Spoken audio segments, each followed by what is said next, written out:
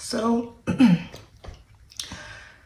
funeral just ended, and I could not let this day end without saying something. It's been like 2 weeks, and I really have been silent because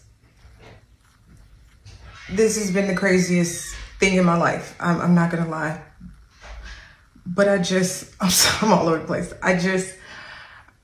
I want to say thank you guys. I want to say thank you for the love, the support. There is quite literally no way my family would have been able to bury 4 people, okay? 4 people. All your donations, I'm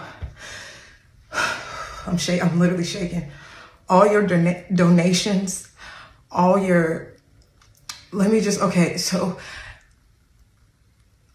it's just so much. The fact that my indie family, my WWE family, fans, and I'm sure strangers, I just have to send you the biggest thank you. When it comes to wrestling, I've always said wrestling has saved my life because it did. I found my husband, my dream career. I travel the world. I do all those things. But this time, wrestling didn't only save me. You guys saved my family. And I am forever indebted to you guys. And someone that I respect a lot recently was on the phone with me, and I was just expressing my gratitude for just everything. And they said to me, you're getting this much love and support because this is the love you give out and everybody loves you. And if that is the case, thank y'all for allowing me to love you, and thank you for just loving us back in this insane way. I am forever indebted. I am grateful to you guys. I can't lie, like the haters can get to you and stuff where you just want to tune everything out and not listen to people, but the way you guys showed up for me, I'm still shaking. The way that you guys showed up for me, I don't know how much I can ever say thank you. I have a room full of clothes and school supplies and things like that for my cousin. We were able to pay for this entire funeral, get my cousin set up. We were able to just do everything we needed to I'm sorry, I'm stammering. We were able to do everything we needed to do. No one needed to stress. No one needed to worry. Y'all, I've never planned a funeral in my life, let alone 4. And I don't even have words to describe that, but to not have to worry about the finances of doing it, I cannot express my thanks to you. My dad actually wanted to be in this video, but just getting through the funeral and stuff, I'm home by myself, but my family wants to thank you. I'm forever indebted to you guys. When I say I love you all, I truly mean it. And I hope that I show you guys how much I love you all. I hope you guys can see the loyalty that I have to y'all. I mean it when I say I love and I appreciate you all. Thank you so, so much. And this is from Aja Smith. Thank you. Thank you.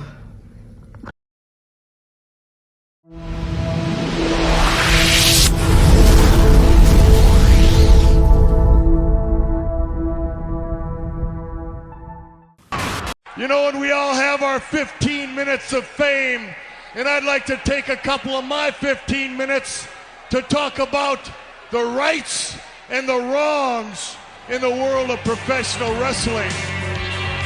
And it is for the WWE Championship. This match is for the ECW World Heavyweight Championship. The World Heavyweight Championship. The match and new NWA Heavyweight Champion. We appreciate you guys coming out and taking your time to support women's wrestling in America. This match is for the AWA World Heavyweight Wrestling Championship. I felt the need to share that coming from Aja Smith, who I formerly knew as Aja Pereira when she was on the Independents. That was a video that she shot, unfortunately, following the funeral, as you might have just heard. And she was thanking the wrestling fans for really helping out and getting behind her as fans, supporters, friends, some family members, I'm sure, as she said, strangers, and everything else. And she wanted to, I guess, reciprocate the love, because when I read what had happened, and not to rehash it, I mean, that was just a horrible, horrible tragedy. 4 people, all at one time. I believe that was because of the house fire. And my gosh, and she's right. I cannot imagine having to plan in short order 4 different funerals. I also recognize that those things are not cheap. Funeral directors and funeral homes, just in general, do not attempt to make that a easy thing to pay for. Especially at that point. They'll console you and tell you about the grieving and whatnot, but they'll also put that book in front of you like, this casket costs this much. So I'm sure that she was overwhelmed with the help, support, love, etc., that she might have gotten. And I will say, just from the little bit of time that I had known her, I would say that's well deserved. She's one of the first people that I got to see perform on a regular basis here. When she was going through her indie wrestling phase, and she had several different incarnations of that, where she was, I guess, the wrestler Aja Pereira, which I guess it's probably not a secret now. It was a name given to her because the trainer that she had said that she looked exotic and she needed to have an exotic name, so they picked Pereira because I think she was supposed to be from her gimmick where she was supposed to be from. It was Brazil, I think, initially, and then that just kind of got dropped down, and she just was still Aja Pereira. But she went from that, just a standard wrestler, to the superhero Aja Pereira, to the athletic. I can't even. I told her then I couldn't say it. Athletic Aja Pereira, and then there was one other one I'm probably forgetting. But and also she was like, that wasn't necessarily her dream in life. There was more her sisters to be a wrestler, but she just happened to be pretty good at it. And that has taken her around the world. And that was even before she was in the WWE. She had been traveling across the independents. So I know, and not just the independents, I know she's in Mexico, Canada, Japan, and various cities across the United States. So I know that there's a significant amount of people that have probably come to her aid that either saw her in that light. Then you might get some people now who only know her as a referee, who just feel for her and feel for her situation, as we all do and all should. And she may never hear it, but I just want to say, look, there is love still in Georgia for you. We still care and whatnot. And just to close on a positive note on her, she had always been very sweet to me. Always been very sweet. I went out of her way sometimes to come and do just a sit-down interview. Wasn't even a wrestling event. Just asked, like, would you mind showing up here? And like, yeah. And she would come out and do it. Just having coverage of her in general allotted me a playlist. So a playlist of her at the time. I'm sure there are other matches, of course, floating around on the internet, but you get what I'm saying. She's always been a wonderful young lady. And despite the heartache that wrestling had caused at one point, and that's probably due to one individual, and I won't mention his name because I think she wants to just kind of lean away from that. But despite that, she still says that, you know, wrestling saved her life, and in this case, wrestling saved her family. So, hey, glad to hear it. I am so sorry about the tragedy, but I'm glad to hear that there was, you know, an outcry of support to help her out. You are listening to the Rights and Wrongs of Pro Wrestling Podcast. This is your host, Mr. Green. Thank you for tuning in, ladies and gentlemen. There is a lot to get to. So, without further ado, let's move on to the news, views, and updates so we can cover all of this stuff, and then we can get right off into the official review of the show. So let's do it.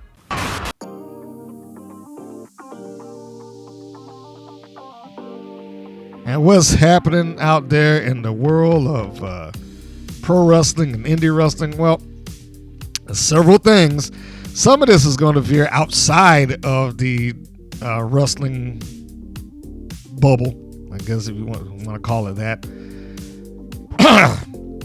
I now understand what the Salamonster, another podcast, he had said. He was like, there's some people out there, and I'm paraphrasing, obviously, but there's some people out there that, like, the second I say anything good about the WWE, they think that I'm a WWE ass kisser, but then when I turn around and say something bad or call it for them doing something stupid on there, then it turns into, you must be an AEW bot or whatever. It's like, I can't win that.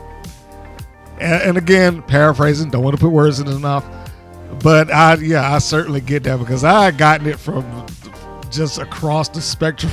It's been like, there's a couple of people out there that legitimately thought I was being too nice to WoW.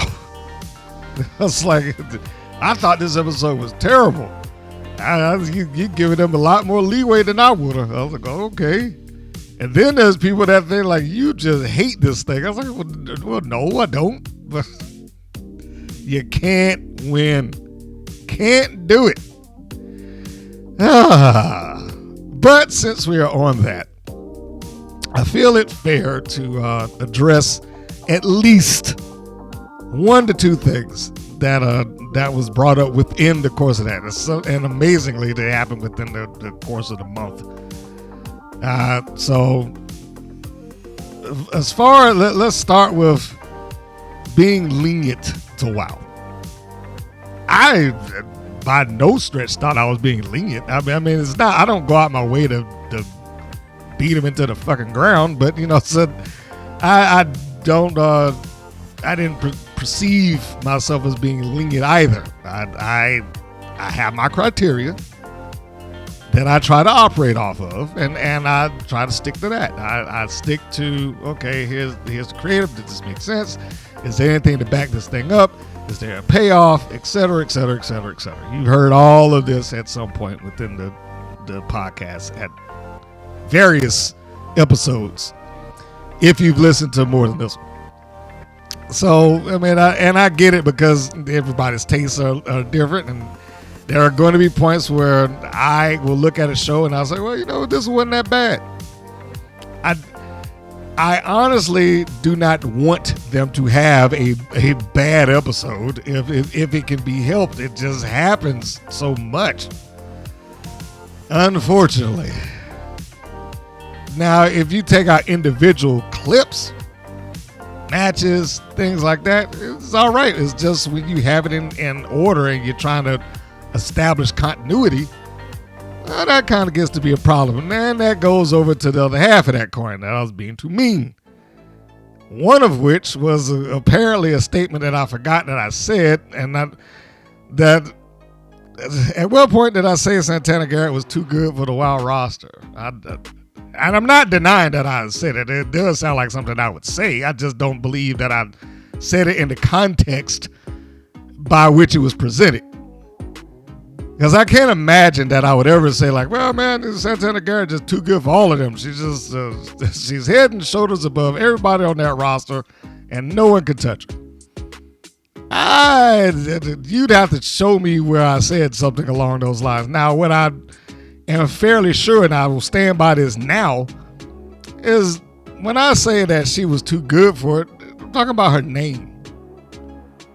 There was a certain amount of name value that Santana Garrett had, and it's not too good in that, well, her name is bigger and better than everybody else, so therefore they're just all secondary.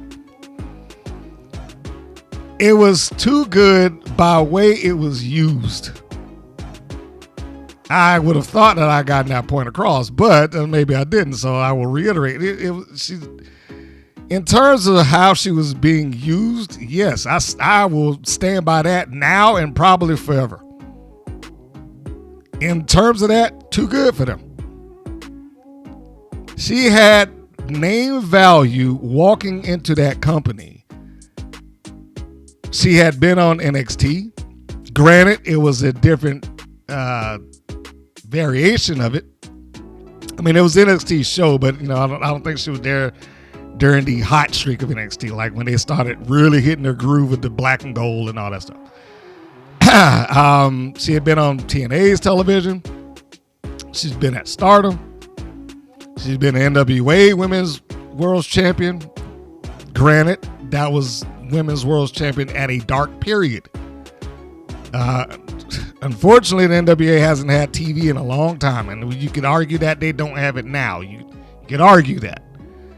But in the same case, they have more accessibility now than what they did when she was the champion of their women's division.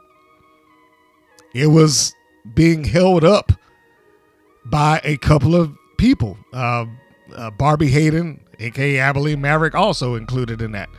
Amber O'Neal, also included in that.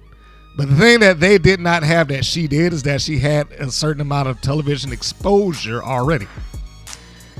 I had always been able to believe, short of Tessa Blanchard, which that was not an issue of WOW's. WOW did not have any say-so as to why Tessa burnt herself or, shot herself in the foot or whatever.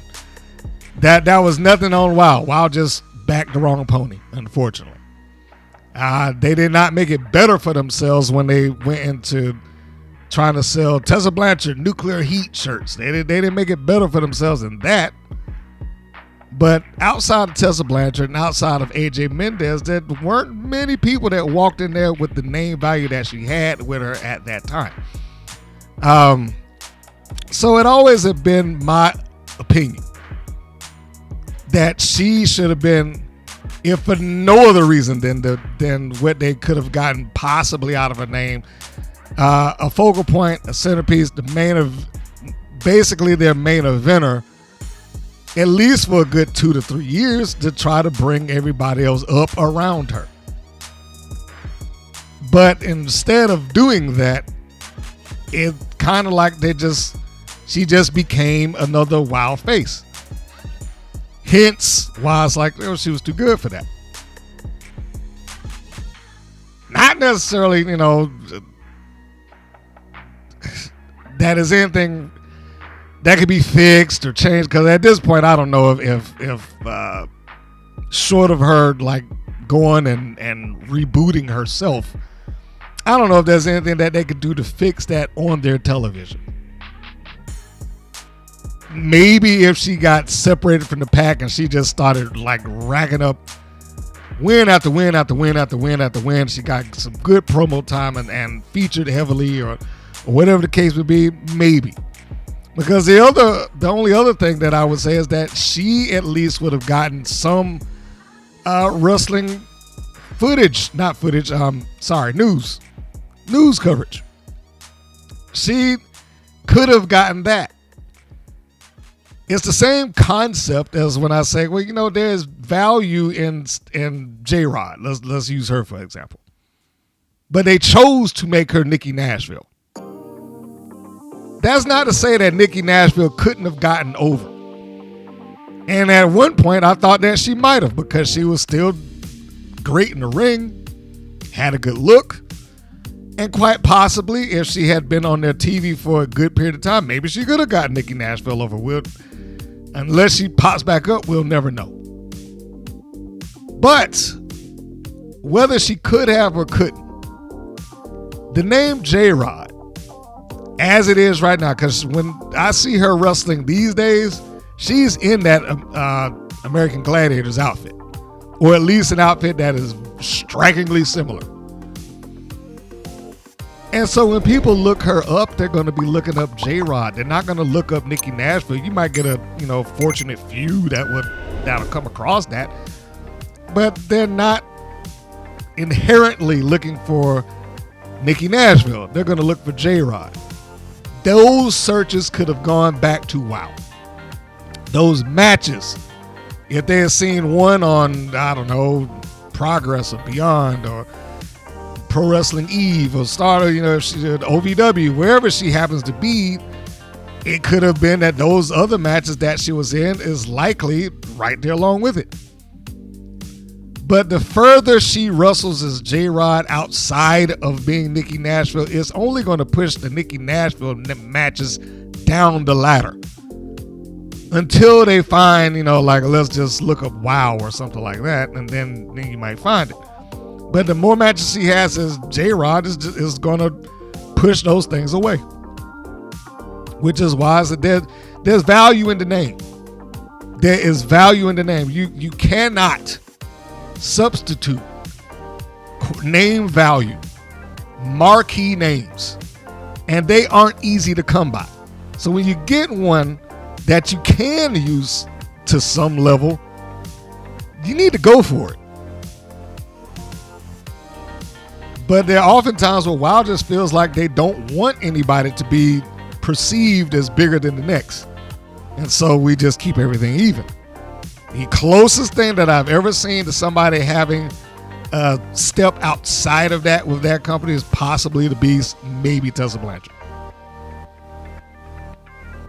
But Blanchard was hot at the time.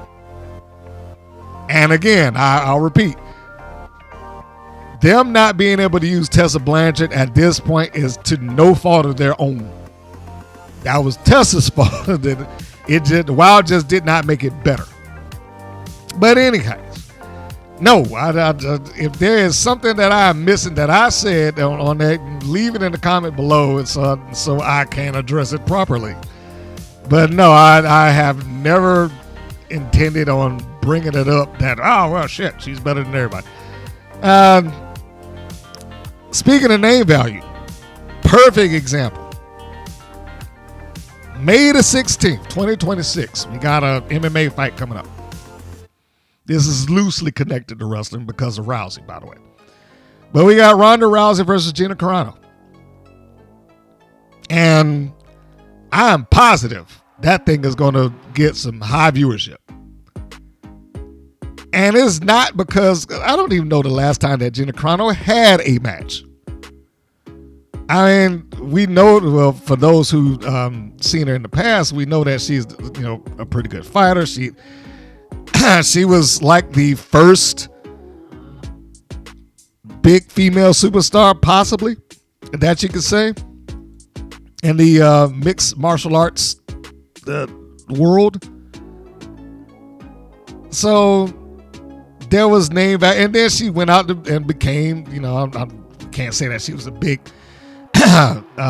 A-list movie star, but she became a movie star. She has starred off in plenty of things. Haywire, Deadpool, one of the Fast and Furious. I can't remember which one that she was in. Wasn't she in The Mandalorian? I think she was in one of them Star Wars Disney things.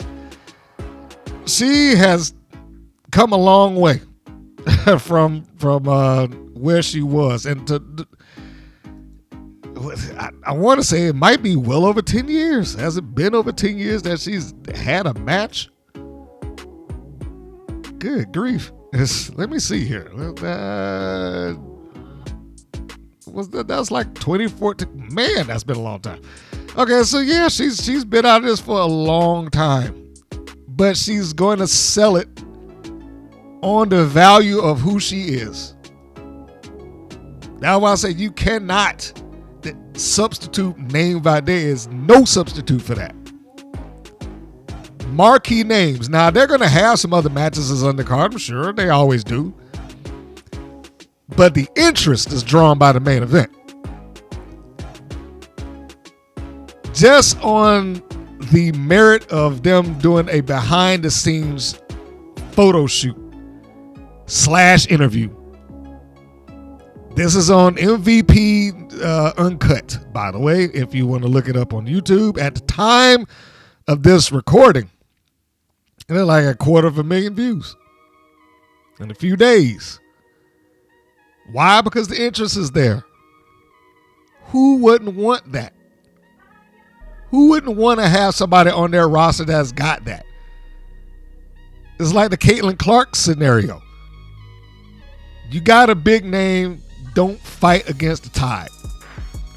I ain't saying that, Garrett was in that category. It was just, she probably was the highest option at the time that they had. And rather than to go with that, she just was a one of, instead of being the special thing that she could have been. But going back to the Clark example, just here alone, and I know it happened in multiple cities, when she was on that hot streak that she was on as a box office attraction, and that's the thing, she was a box office attraction. And I said at that point, her being there is more valuable than a championship. Right now, I was like, they got a little while to ride that wave, but she is at this point or then more valuable than a championship because she made people want to come out and see her play. And rather than going back to the example here in Atlanta, rather than having the game at the College Park Arena, which I might be getting the name wrong, but it's the same location that TNA is going to be at in about a week from now. The seat's about 5,000 people. When she came in town, they had to move that game to State Farm, which is where the Atlanta Hawks play. It's NBA size arena. So you're dealing with 10,000 up. That's a big deal for them. That is a huge deal. I don't know if there's any other way that you can really push that off beyond to say that there is no substitute for name value or marquee names. There's no substitute for that. So if you get one, don't push the boulder uphill, man. That's all I can say. Side note, has anybody seen World Chase Tag? Have you heard of this? I might have brought it up once before. I only bring that up because it airs like the hour ahead of WoW. And I was curious, like, well, I wonder how well is this thing doing? I don't know if they've got a bunch of recent videos that's up on YouTube, but they got like 1,000,044 subscribers. I'm like, oh my gosh, is that many people that's watching this? I mean, it's kind of cool to see it when you do. I don't even know if I would qualify it so much as tag. I mean, because when you say that, it does present like a different image in your head. It's kind of like kids running around on the playground just tag, which that is essentially the rules of the game. Is that they've added in more stuff, but it's also kind of built around a parkour environment. And I was really shocked about it. I was shocked. I was like, this, they have this big of a following? Wow. I just watching that, and I got fascinated with one of them. Just seeing them flipping around through pipes and the scaffolding and all that stuff like that they got in there. that's definitely somebody who is training in parkour and almost nothing but. And I would say, look, if it were just a singular thing opposed to a team, I would have done everything in my power to get Scout Parker in there, provided that is something that she legitimately does and not just a gimmick for TV. If she is legitimately into parkour, and I knew that I could make a phone call and be like, hey, look, if y'all ever doing a celebrity version of this, here you go. Yeah, I'd have done everything I could to get her in that. Just so I can siphon off possibly some of the viewership that they got, because they had a fair amount of viewers. Again, they're not uploading like they were, and these things come on late. Not quite as late as WoW, at least in this market, but it does come on late. It's like 12 and 1 o'clock in most of the places I've seen. But for whatever reason, it's always been positioned as more accessible or more valuable than what WoW is. That any market that I've seen outside of where I live, when it airs, it pushes it down. And that's not to say that I've watched all 50 markets. I'm just saying for the ones that I have access to, whenever I've seen it air, and it usually airs in a network that also airs WoW, it almost immediately shuffles it backwards. Second place, that I would have tried to, apply having WoW talent appear, the Sue Bird podcast. She does, I wouldn't even say the podcast itself. She does something with some, what is that? Some company that she works with, where the whole gimmick there is that she is looking for a new hobby.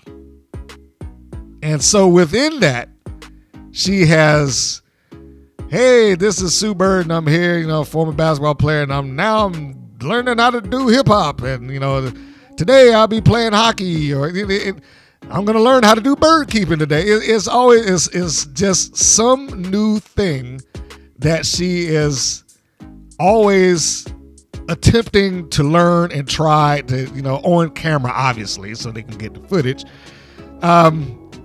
And it seemingly does very well. And this isn't even a sports-based sponsor that she has. God damn it. I wish I could name it Simpera or something like that. It's like a financial company. So it's nowhere close to anything sports-based, but it does give you access. It's like a miniature show. Again, same rules apply. If I had any input to that, I'd have been sending press releases to that place saying, hey, look, if she wants to give this a try, because it doesn't mean that she has to sign on and be a WoW girl.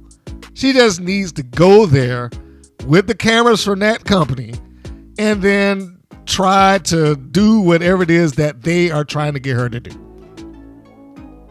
That's it. And one of the real reasons that I would say is because it gets, generally speaking, close to 1 million views anytime I've seen that particular, I want to call it a podcast, that particular show. Again, a show sponsored by some financial company. And if I had thought to do it, I'd have wrote it down. I just wrote down Sue Bird podcast. But I would absolutely apply that. She seems like she's been game for everything. She has a wonderful personality. And it just kind of seems like a perfect fit. That if nothing else, hey, can you not picture, hey, this is Sue Bird, I'm here at the WoW Ring, and I'm going to try to do what, take on so-and-so. Or try to learn that, take a bump, or this, that, and the other thing. Whatever's going to put that product in front of that many people that she gets on a generally regular basis, I'm all for it. Again, just a little side note there. What I also have discovered is that WoW has now started their official podcast. Holy smoke. And it is hosted by Nigel Zane. Good for him. And I did sit and listen to it. The podcast is done very well. Looks like I assume, his personal studio. We know how cameras work. I mean, he could be shooting that thing in a closet, just well lit and a good background. And it comes off well on screen. So this is a visual podcast. About 45 minutes or so. And it looks like this is almost a companion piece to the week-to-week show. Or at least that might be what they're aiming for. That it become a companion piece to the show. Because the first half of it was like, okay, we're going to show you what took place this day, this match. And he would pitch to the clips. And you wouldn't see the entirety of the match, but just see like the highlights.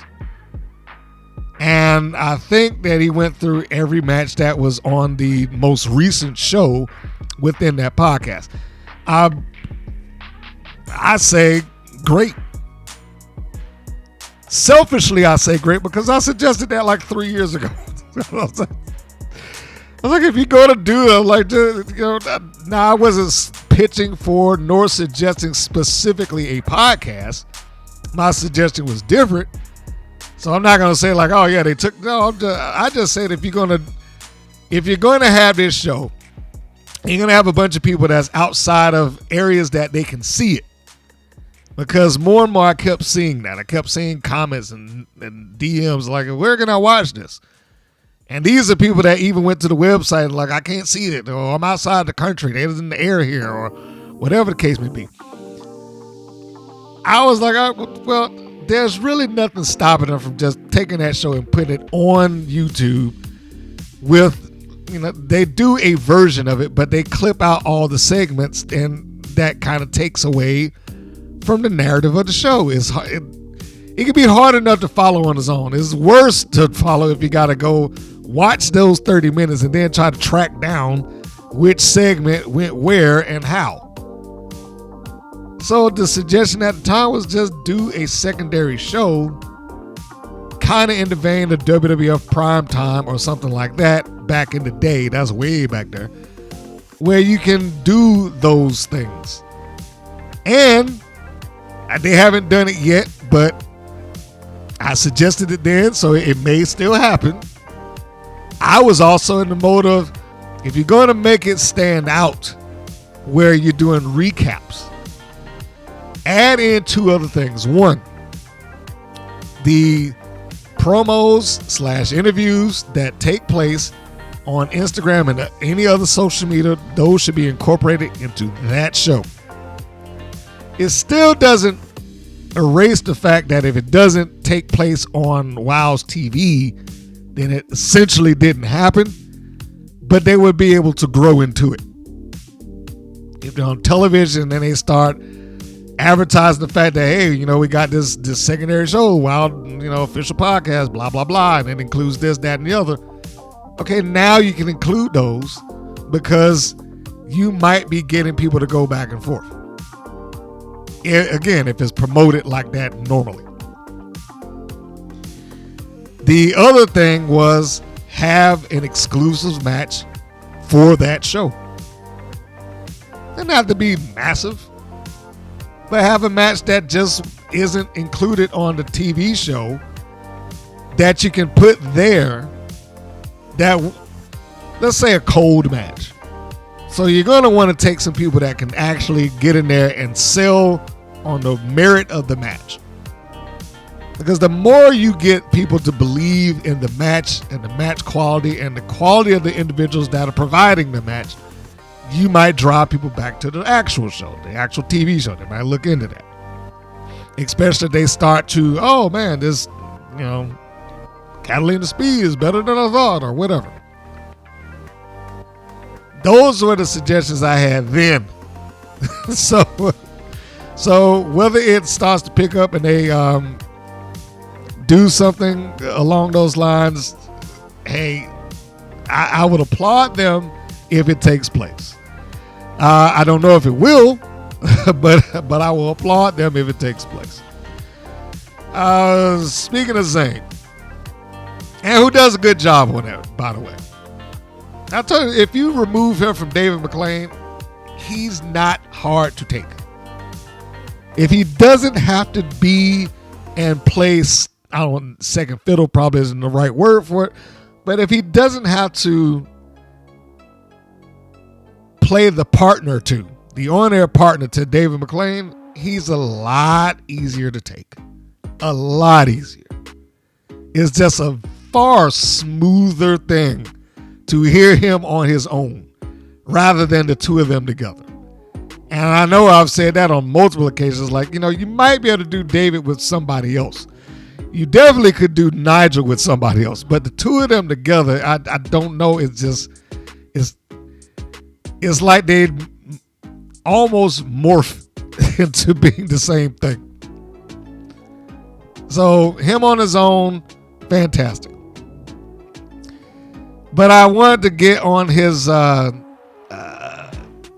statement about Tormenta and how she was having a heck of a year as the WoW champion.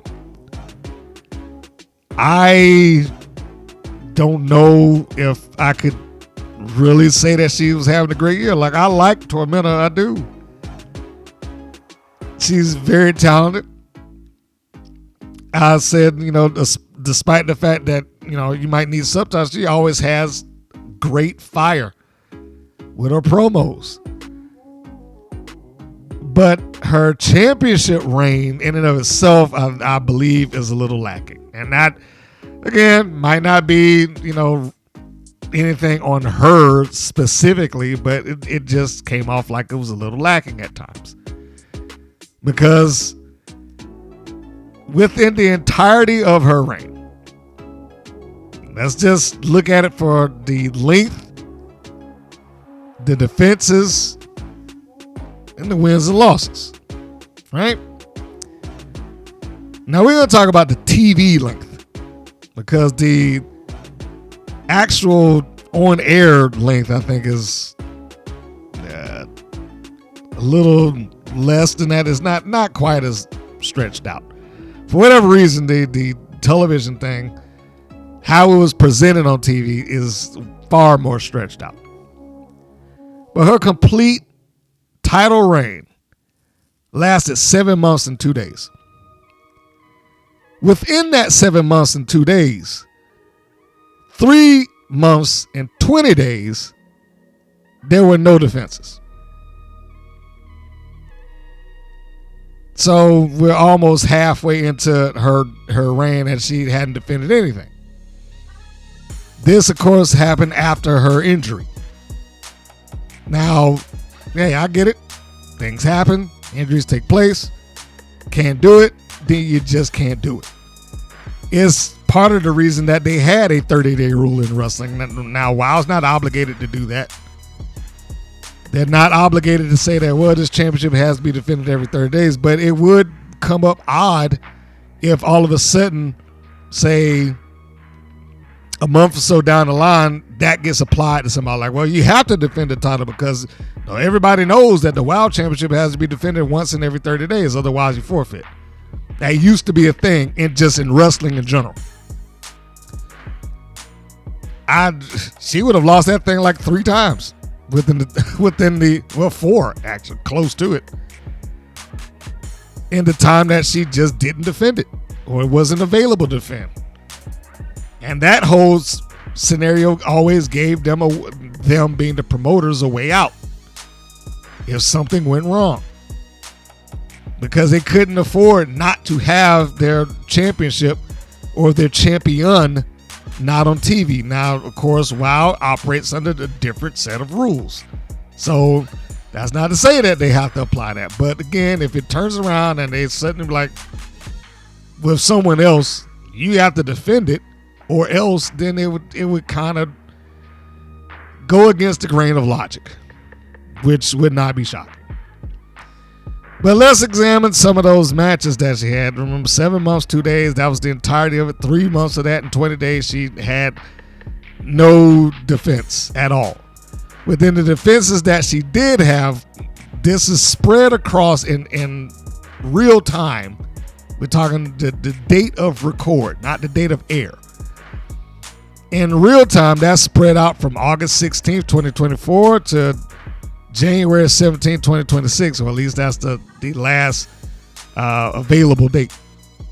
I think the date that she actually lost it wasn't listed yet, but I'm going to assume that's probably also in January. But the air date, and we'll even include the date that she won it, because if you don't include the date that she won it, then she's just down to 4. And that is not a stellar championship reign by any stretch of the imagination. But she wins the title from the Classmaster. That was on July the 19th. By July 26th, she faces Reina Del Rey. That ends in a no contest. And then we go on her hiatus. Her first match following the no contest is against the Classmaster. That's on November 8th, 2025. So we're dealing with several months difference, as I've already stated. Following the Classmaster, you got Paola Mayfield. That was November 29th.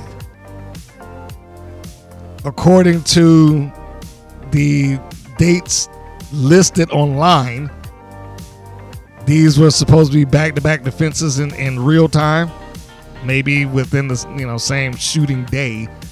But apparently this was supposed to be on September 28th between both of those two things. So she knocked out 2 title defenses in one day, apparently. Then you go to her third defense against Penelope Pink, which aired October 14th, 2025. That was the last win that she would have as Wild Champion. Her next match, again against Penelope Pink, was met with a loss. That's February 21st, 2026. Talented woman, but not the title reign that either she or Wild needed. Wild could have benefited from a stronger reign that she had. I mean, they can't control that. She got hurt. But they could have benefited from her having a stronger title reign. I don't know if that would have been my first choice for the champion at that stage anyway, but they chose to do that. So you got to go for what you're pushing. And they were pushing Tormenta. It just, unfortunately, didn't go much further than, what it could have. I would have to respectfully disagree that she was having a heck of a year. Her year consisted of 2 matches that took place last year. I can even say last year. At this point, it's like 2 years. It consisted of those 2 matches where she was successful, and then she came back and faced Penelope Pink once, won, and then lost the other. It's not a shining moment necessarily, but we still have to get to that. And I only bring it up because I'm sure that people have already aware of what her title situation and championship reign happened to be. I don't think it's a secret that I'm breaking any news on. These things have already happened. So that was the recap of her history as the champion. So now's the time that we should take a brief break, because I actually have like 5 or 6 more topics, but I just looked down at the timer. I'm like, oh man, I'm already 40 something minutes into this. So those things are going to have to wait. It's already going to be pushing into a long enough show. So let's skip those. Go to what the normal breaking period is. And then when we come back, we will finish off with a review of WoW. Stay tuned.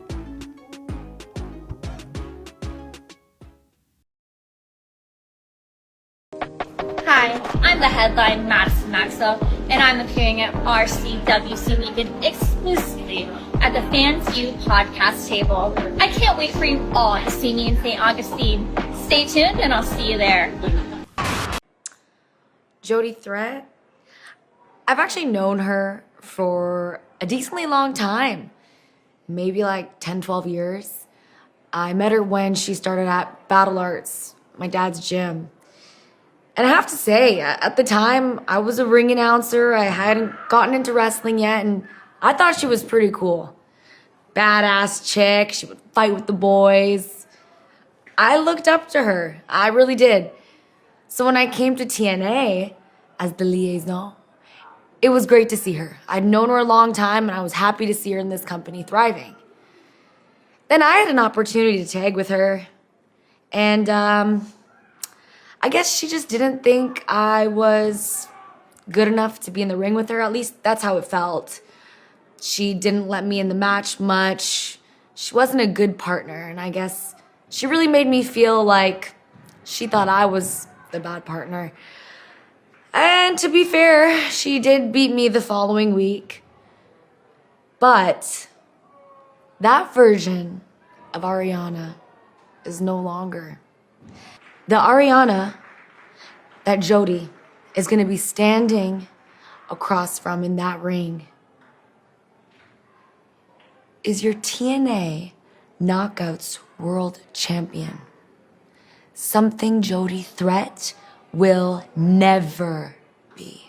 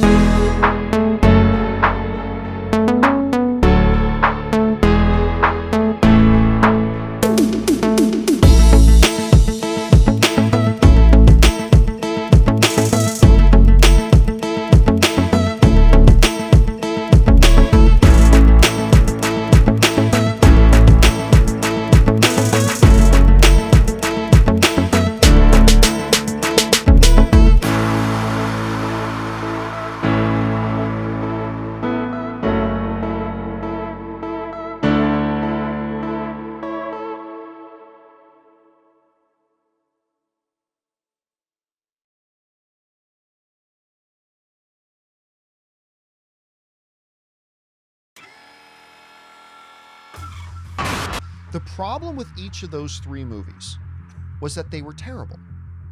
They were just terrible movies. There's no formula that would have improved them. They just needed to make, on a fundamental level, good character motivations, good conflicts, rich dynamics, interesting narrative threads, solid action. Like all these things were absent from those movies. You tell him, John Campion. That little audio clip right there came from the John Campea show. He was talking about the reboot of the live Spider-Verse. Well, can we call it the Spider-Verse? I think that would kind of confuse it with the animated movie that they have, because they do have some two good animated movies, the Spider-Verse and Beyond the Spider-Verse movie.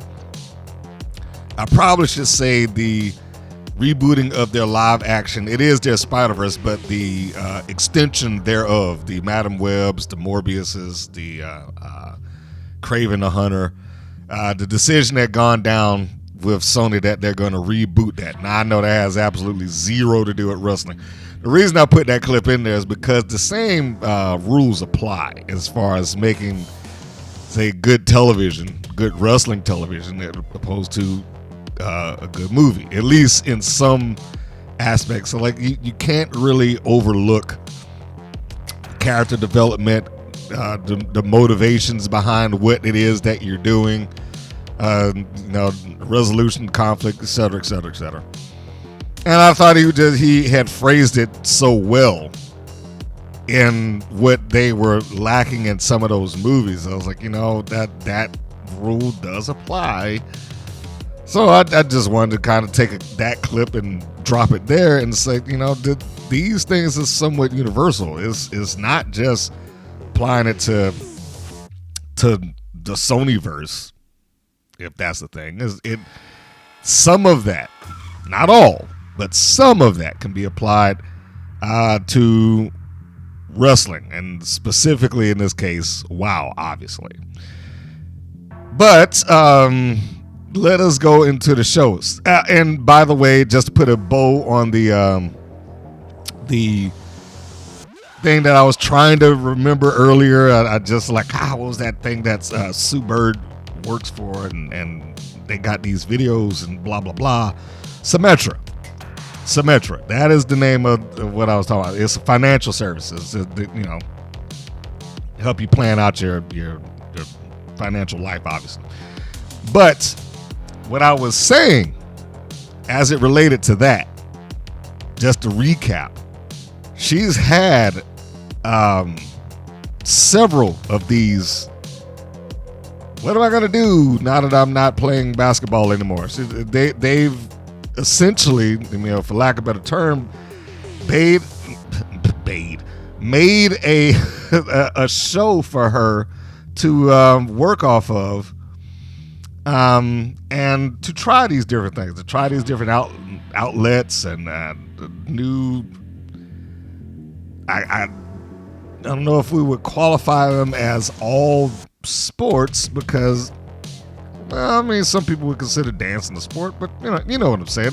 It's just a new thing that this former WNBA player, I believe she's in the Hall of Fame also, had decided to do, just to try something else. Now, I don't know if it was just, I decided to do it because they paid me good money, or I decided to do it because I just wanted to give it a try and the cameras are here. But in any case, the same thing applies. She has done a few of these already. Each one of them, massive views. I'm just gonna take a quick look at the last few viewership rates that she's had, and just run down that real quick before we go into the bulk of the show. Again, just to tie a little bow on this. And I do believe it's some of the highest viewed stuff that they've got.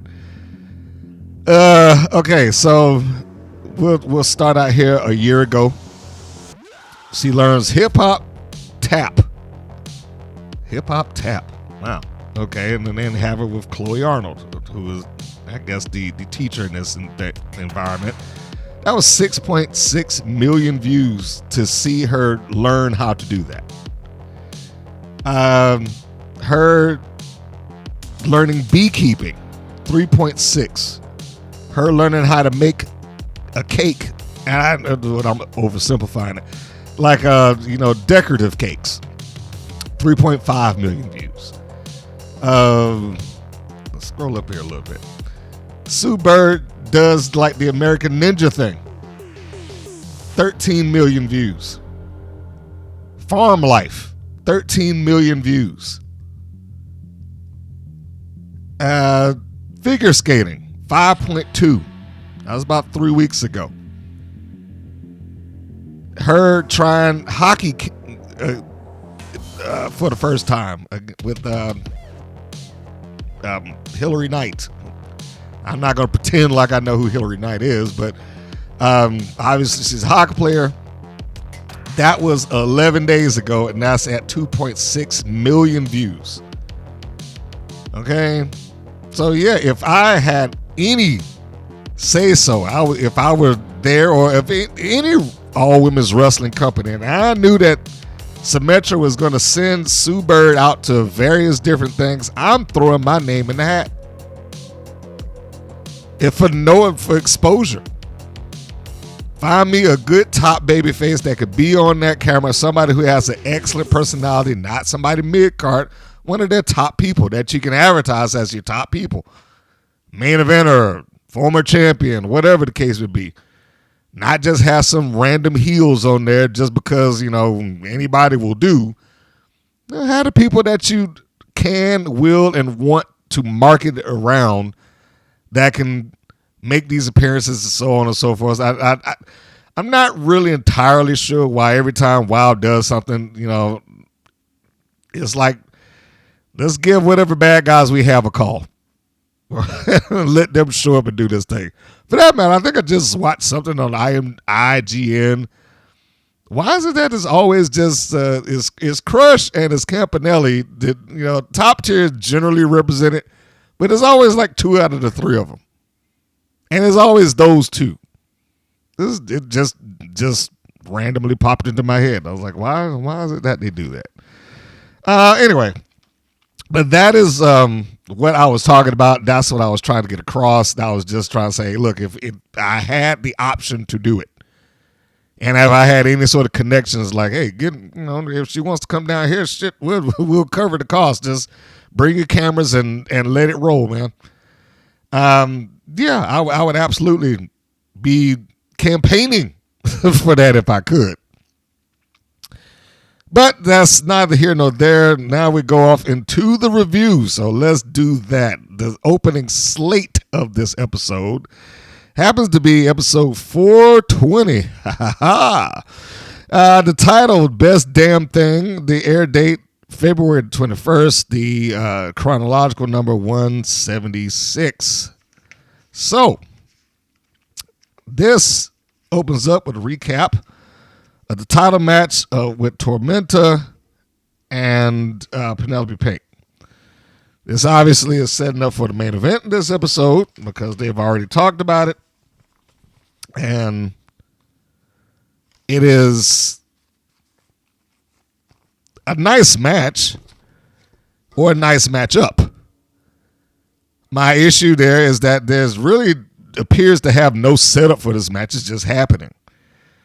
I cannot recall a single segment. I can't recall a single statement, backstage interview, or anything else that would have set this up aside from the fact that, like, hey, next week's fans is going to be Tormenta versus Penelope Pink for the Wild Championship. Tune in. That's all I remember happening with this. And I have openly admitted that I understand that the predicament that WoW's in, even if they don't. But I understand the predicament that they're in because there is nothing to push the audience towards. Typically speaking, when you have television for a wrestling company,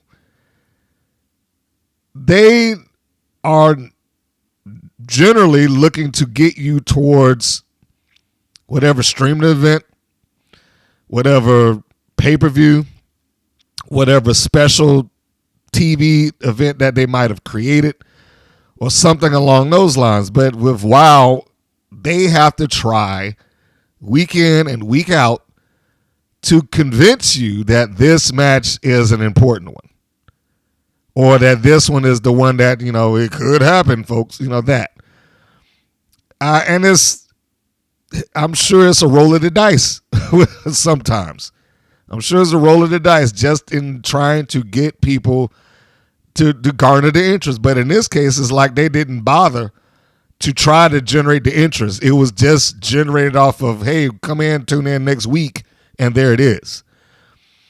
Ideally speaking, it should have been Pink backstage, Lana Star backstage. You know, we got cheated out of that. This was not our fault. I'm gonna sue this company if we don't get it. Something to justify the rematch, opposed to just having it pop up out of the blue. Especially when you have other people around them who are whining and crying and complaining about, I don't get a shot, I don't get a shot, I don't get a shot. And then they have to get put through jumping through hoops, and they have to have a number one contenders match, and they got to do things to satisfy the commission, and put the air quotes around commission, aka David McClain. They have to do those things. Whereas Pink, and I like Penelope Pink, but it's like her 2 championship runs or big championship matches somewhat just came out of nowhere. When she won it the first time, she had lost the qualifying match to get into the gauntlet match to begin with to win the championship, but she was in it anyway because they just changed the rules. It's like, oh, well, she just got a wild card.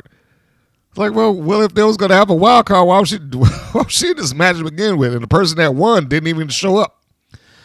And then you have this, where she lost the previous week, and then she just showed back up, and she's got a title match. Now, to be fair, in the podcast, they explain it, but that's in the podcast. It really should be explained on their TV. That should have been something. Because I'm sure they would have been able to make it work. I'm positive about that. I'm positive between Star and Pink, if they were going into, if you gave them the instructions like, I'll need you to walk back here in front of this camera and I need you to complain and bitch and do, whatever, make whatever case that you have to and make it stick. I'll use the marching orders that Ventura had. I was like, look, if you believe it, then it's true. And that's it. Turn them loose. In any case, moving on. Next segment.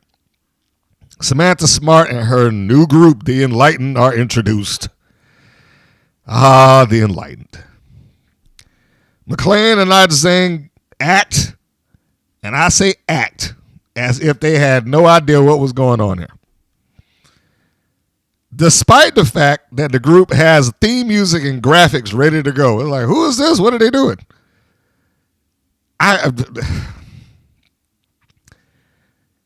See, it's just the little things. It's the little things. And I know some people look at, that either I'm being nitpicky or I'm not picking enough, but look, let's call a spade here.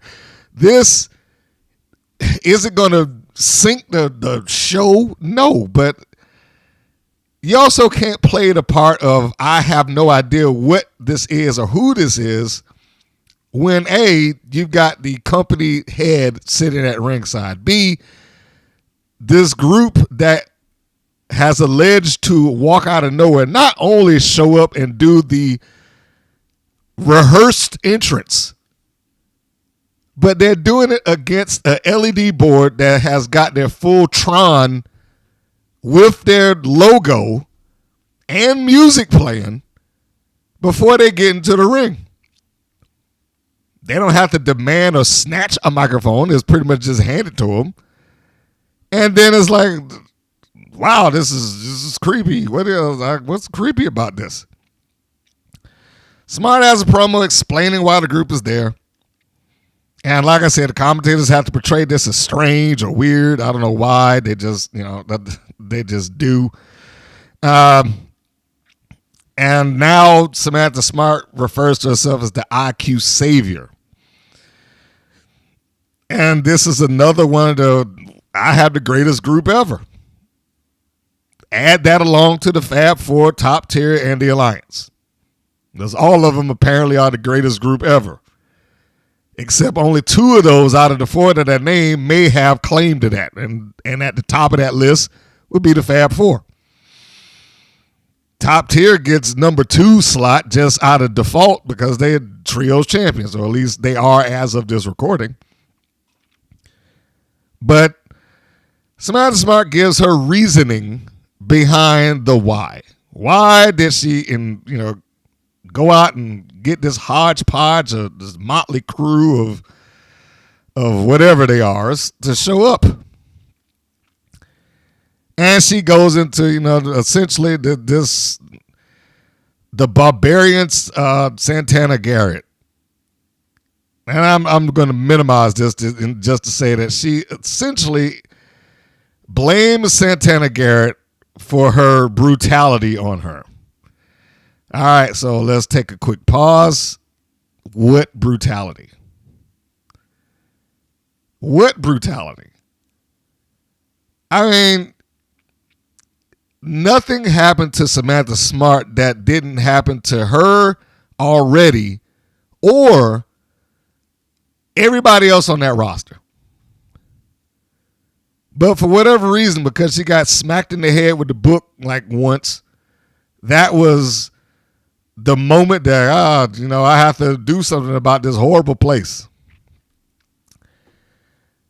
I'm big on the visual, and the thing being, something that you can make sure that the audience can relate to. I don't know that if you were trying to do this and get people to buy into her shtick, that she was brutalized and this is the result of it. Or in this case, I don't know if you would buy into it because you didn't really see it and you're just going to take her word, which is oftentimes, one of the big complaints that I've had with WoW is that there are several times where you just have to take their word on it. Most cases, I apply that to the commentators because they're like, well, this is why such and such did this, that, and the other. But you don't never see it. It just is. Well, that's what it was here. It just is. It just happened. I had this revelation and I needed to create this group and we're going to conquer WoW or whatever, It is part of the reason that I put that Campia clip in there, that the character motivation in this instance seems very weak. It seems very weak. I can imagine that same scenario. Let's just say that it was in the middle of the Santana Garrett Classmaster match. And, okay, yes, you had Samantha Smart intervening, but let's just say that in this alternate timeline, she relentlessly intervened over and over and over again to where you had obvious victories by Santana Garrett, but somehow Samantha Smart stopped it. Pulling the ref out the ring or distracting or, whatever you want to call it. But let's say that she does this just one too many times and now you got Garrett that's pissed off at her. And at some point she disables the Classmaster, we'll say. And then she focuses her sights on Samantha Smart because enough is enough. I've had it. And then she goes out there and she proceeds to actually beat her up. I mean, a beating that is visible, a beating that is visual, a beating that people can understand. You ain't got to draw blood, but it has to be something that Samantha Smart has not experienced on TV. A beating that she has not ever experienced, and you could justify, oh my gosh, she's probably never been beaten like that in her life. Something along those lines. Now you can move that story along because there's always the footage to back it up. Then you can get your segments in where you can have a depressed Samantha Smart or a trepidatious Samantha Smart. I don't want to go out there, or whatever case may be, until she has her moment of clarity. And she can call it, I'm fixing WoW, but it's a heel promo. It ultimately is about getting revenge. And I'm going to put this group together to do it. I will ensure that you never get a title shot as so long as I'm breathing and in this company. But here it was just, whap, I got hit in the head with this book. Okay, I'm back, and here we go. I got this group of people. Now, who are part of the Enlightened, shall we say? And as this is happening, once she says it, Zayn's like, well, at least we now know who they are. I was like, well, didn't you know who they were when the camera was right there on them when they walked out and it said the Enlightened? Okay. So they're there. She's introducing them one by one. They go down the line. Dr. Pam Demonium, Nova Sky, Miranda the Mindful, and the Classmaster. Now, we all know who the Classmaster is. So it's, aside from a change in color scheme and mouth guard, she's basically the same person. Dr. Pam Demonium, which is probably as wow a name as you could possibly have. I will not say that she cannot get the gimmick over. Because like I said, it's not like we haven't had sillier gimmicks in wrestling overall. We have. But in those cases, those individuals have the opportunity to get that over. I don't know if she's going to get that. And I'm just basing it off of what WoW has done previously. If they actually give her a microphone and let her speak and she can pull this off and she can get people to believe in her reasoning as to why she's Dr. Pandemonium or whatever that's supposed to be, then fine. But the track record of that is not very high. Nova Sky, which is supposed to be their cyborg or whatever you want to call it, again, is one of those cases of, well, how far into this are we supposed to buy? Is it supposed to be that she's actually going to walk around here and pretend like she's RoboCop or something? And if that's the case, how far into it should she be portraying it? Is she supposed to be emotionless? If she is, then she shouldn't be out there arguing with fans. She shouldn't be yelling at people. If she's supposed to do that, it's one or the other. But again, is their portrayal, and however they're going to do it, they're going to do it. I looked at her. I was like, "What does she remind me of?" I can't place it. What Nova Sky? She looks familiar, and that's all I could really think. I was like, she looks kind of familiar, but what is it? And then it hit me. Thundercats, the cartoon. Mandora the Evil Chaser. That's an actual character about it. Mandora the Evil Chaser. No, the color scheme isn't the same. It's just a little visor thing that she has on her face that made me think about it. I was like, okay, that's what it is. She looks like that cartoon character, Mandora. Yes, it's about 40 years old, but still, if you just look it up, just type in Mandora Thundercats and it should pop up, and then you'll see what I'm talking about. So again, she's another case of time is going to have to tell what it is that she's trying to accomplish in portraying this persona. And then there's Miranda the Mindful, who we knew at one point as Miranda Mirage, and I'm a little bit conflicted about this one. Reason being, I am not big on the amount of alliterations that have been tossed into WoW. However, if you were giving me a choice between the two names, I probably would prefer Miranda Mirage, even with the look that she has now. She has for all intents and purposes, is like a standard wrestling look there, other than she's walking around with a crystal ball. There's not really anything over the top or like last time you got a costume. Here she is, top hat and tails, and she's a former magician's assistant, which again, it never went anywhere. That thing never went anywhere because you never got to see whether it was something that she was supposed to be able to do or not. The closest that you got to like a genuine trick out there was that she pulled a scarf from her sleeve. And I said then, it's like, how's that impressive? Anybody would be, if you stuff a scarf up your sleeve, of course you could do it. And we never really saw anything else about it. It was just that, and that was it. And I didn't really understand the point of having a magician's gimmick to begin with. You can't really do anything with it unless you are going to set a stage to where you can actually pull off a trick like they did with the Black Scorpion. And even then it was looked at like, why are they doing this? And that was WCW. And they had a full-on magic trick that took place on stage. Changing somebody to a tiger, turning his head around, all this other stuff like that, just to show the powers of the Black Scorpion. That was ridiculous. And that was in like 89. And the same thing with the gimmick-based wrestlers.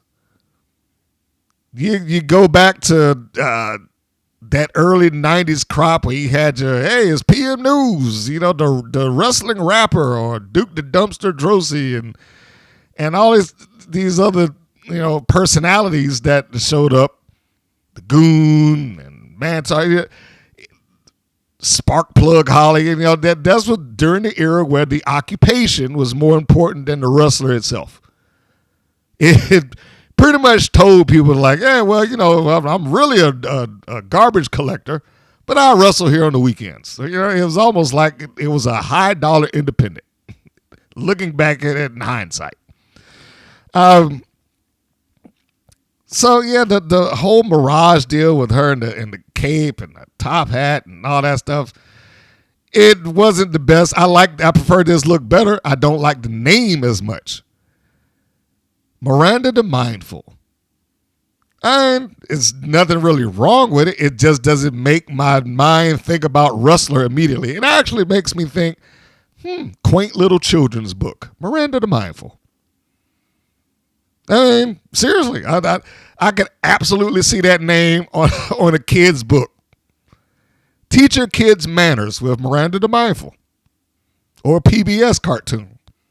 Wrestler doesn't really pop into that immediately. So Smart gives the promo. It was good for what it was, I guess. It did sound scripted to me, but that's me. And so we go to, once this is done, we have some B-roll of them already in studio. So again, I don't know how David and Nigel are completely oblivious to this group as if they walked in out of nowhere. They've already had a studio session and they've already shot themselves against the LED lights and the black background and had graphics. Each of them had graphics for their names already up. Even if you could argue that, well, maybe they just went out and went on Fiverr and they found some graphic artists and they got them done on their own, but they still had to give it to somebody so they could put it up on the screen. And now I'm sure that would have had to been approved. So it does take a little bit out of the suspension of disbelief that they would just appear. Now, if they just showed up and there was no practice entrance and there was no music being played and they just kind of walked out there and shoved some people aside and got in that ring and then made her mission statement, that would be a different thing altogether. Now, I don't know if they can actually convince or prove people, not prove, but convince people that this was unscripted, which I doubt just because of, the costumes and things like that. But other than that, I mean, it should have been or could have been presented a little bit more seriously. But I guess this is probably about as serious as WoW wants to be. This also, within the B-roll that they showed, it just after you see this guy yelling in the crowd like, I'm part of the Enlightened. He's holding his hand up and he's having a great time. They go back to showing the B-roll, and then for about 2 seconds, you got media offline in this footage. Okay. And I know there'd be, somebody in the wild that would defend it like it was only there for 2 seconds. You're still on national TV. You're still on national TV. If your favorite television show, wherever that happens to be on a streaming service or something like that, just all of a sudden popped up and it had media offline, you would be somewhat shocked about it because it's not something that you expect from a professional production. If it was a indie show, you might not even expect it there, but you'd understand it. Here, and I have to say this, yes, it's 2 seconds, but it's still representative of this show doesn't get quality control. Oftentimes, there are things that in the edit and the production that slips between the cracks. This is not a new occurrence. Every season, since they have popped back up on TV, every season, there's 3 to 4 times within that year, at least, that they'll have something that just pops up like, why is that there? Is somebody not checking this? Whether that be having an advertisement that completely spoils your own surprise. Next week, fans, guess who, you'll never guess who's going to be here. And then like 5 seconds later, it's like the Beast is going to be defending the championship. Or showing B-roll of people who've never won the titles. Princess Aussie and Tormenta was shown on screen with championship belts, which never occurred officially. Or showing it months ahead of time. Princess Aussie and HollySwag shown with the tag team championships months ahead of when they got it. This is not a new or isolated event. This happens with WoW consistently. This is one of those things like somebody should say, look, no, that should not be airing. I should not see this media offline on my program. Pay somebody to sit down and watch these segments, watch the entirety of the show as it's the final product. Pay them to watch it and say, hey, you should probably change this. I have been suggesting that since they started doing it. And I really wish that they take somebody that's out there and have them quality control this. I'm sure it is never going to be a big enough issue for them unless it's just a massive screw up. But don't wait until the massive screw up is what I'm saying. If these little things get through the cracks, something big eventually will. The small things matter.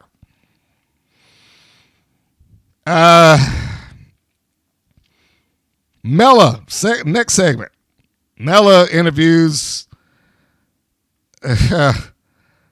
I'll just say maybe a Las Vegas resident. I mean, he either seemed uninterested or just lacking in energy when he, or maybe just I'm too cool to be sitting out here doing this. I don't know, but he was, whoever this person was, I was like, all right, well, he didn't seem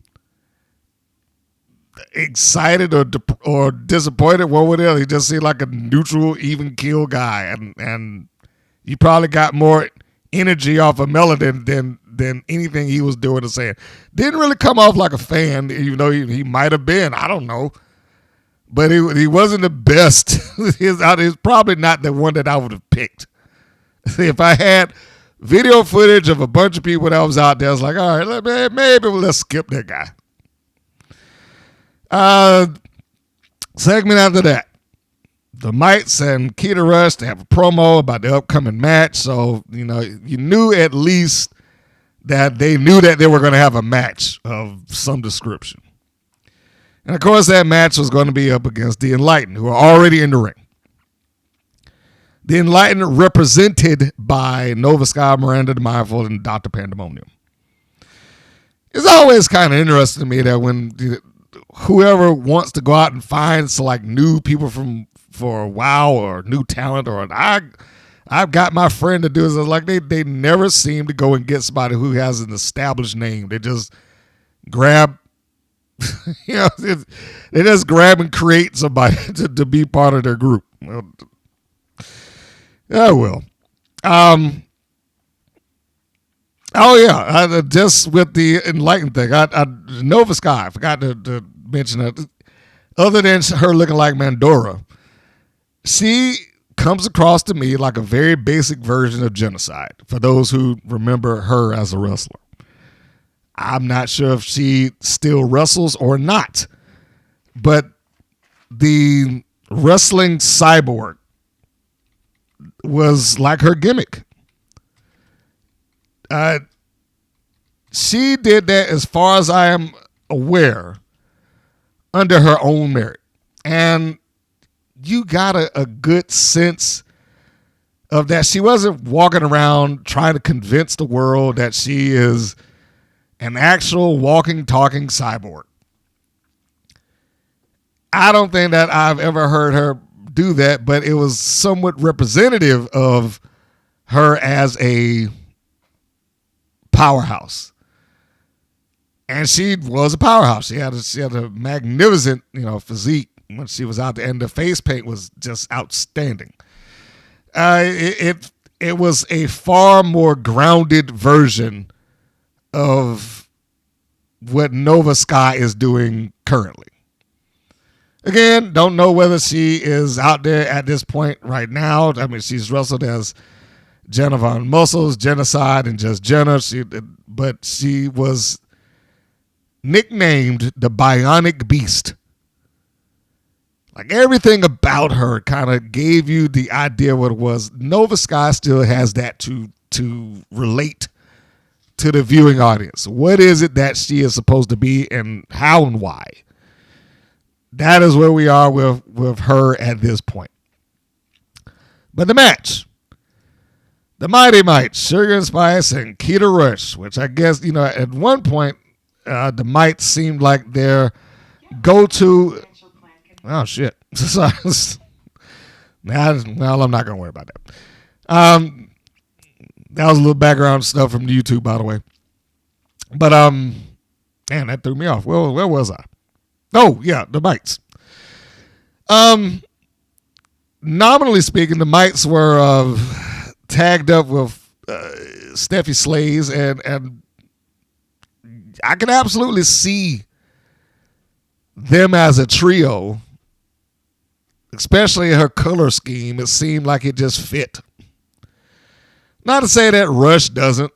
She fits like a hand in glove, but it is about as close a look as you would have gotten as you had with Slays and the Mites. All basically about the same height. All, pretty, not uniformed in their color, but, they have a pretty solid theme individually: red, yellow, gold. I think I like Slay's version of it because everybody was a little bit more of a standout with that. It was red, yellow, gold, and blue with all three of them. But Slays has probably moved on. I know she was there as a nurse. Well, she was practicing to be a nurse, and I believe she might have done that at this point. So, she's got to continue on with her actual career. So we will skip that and her and concentrate on what we got here. That being this 6-person tag. We at some point, McLean referred to Miranda as Miranda Mirage. Zane covered for him. Zane covered it.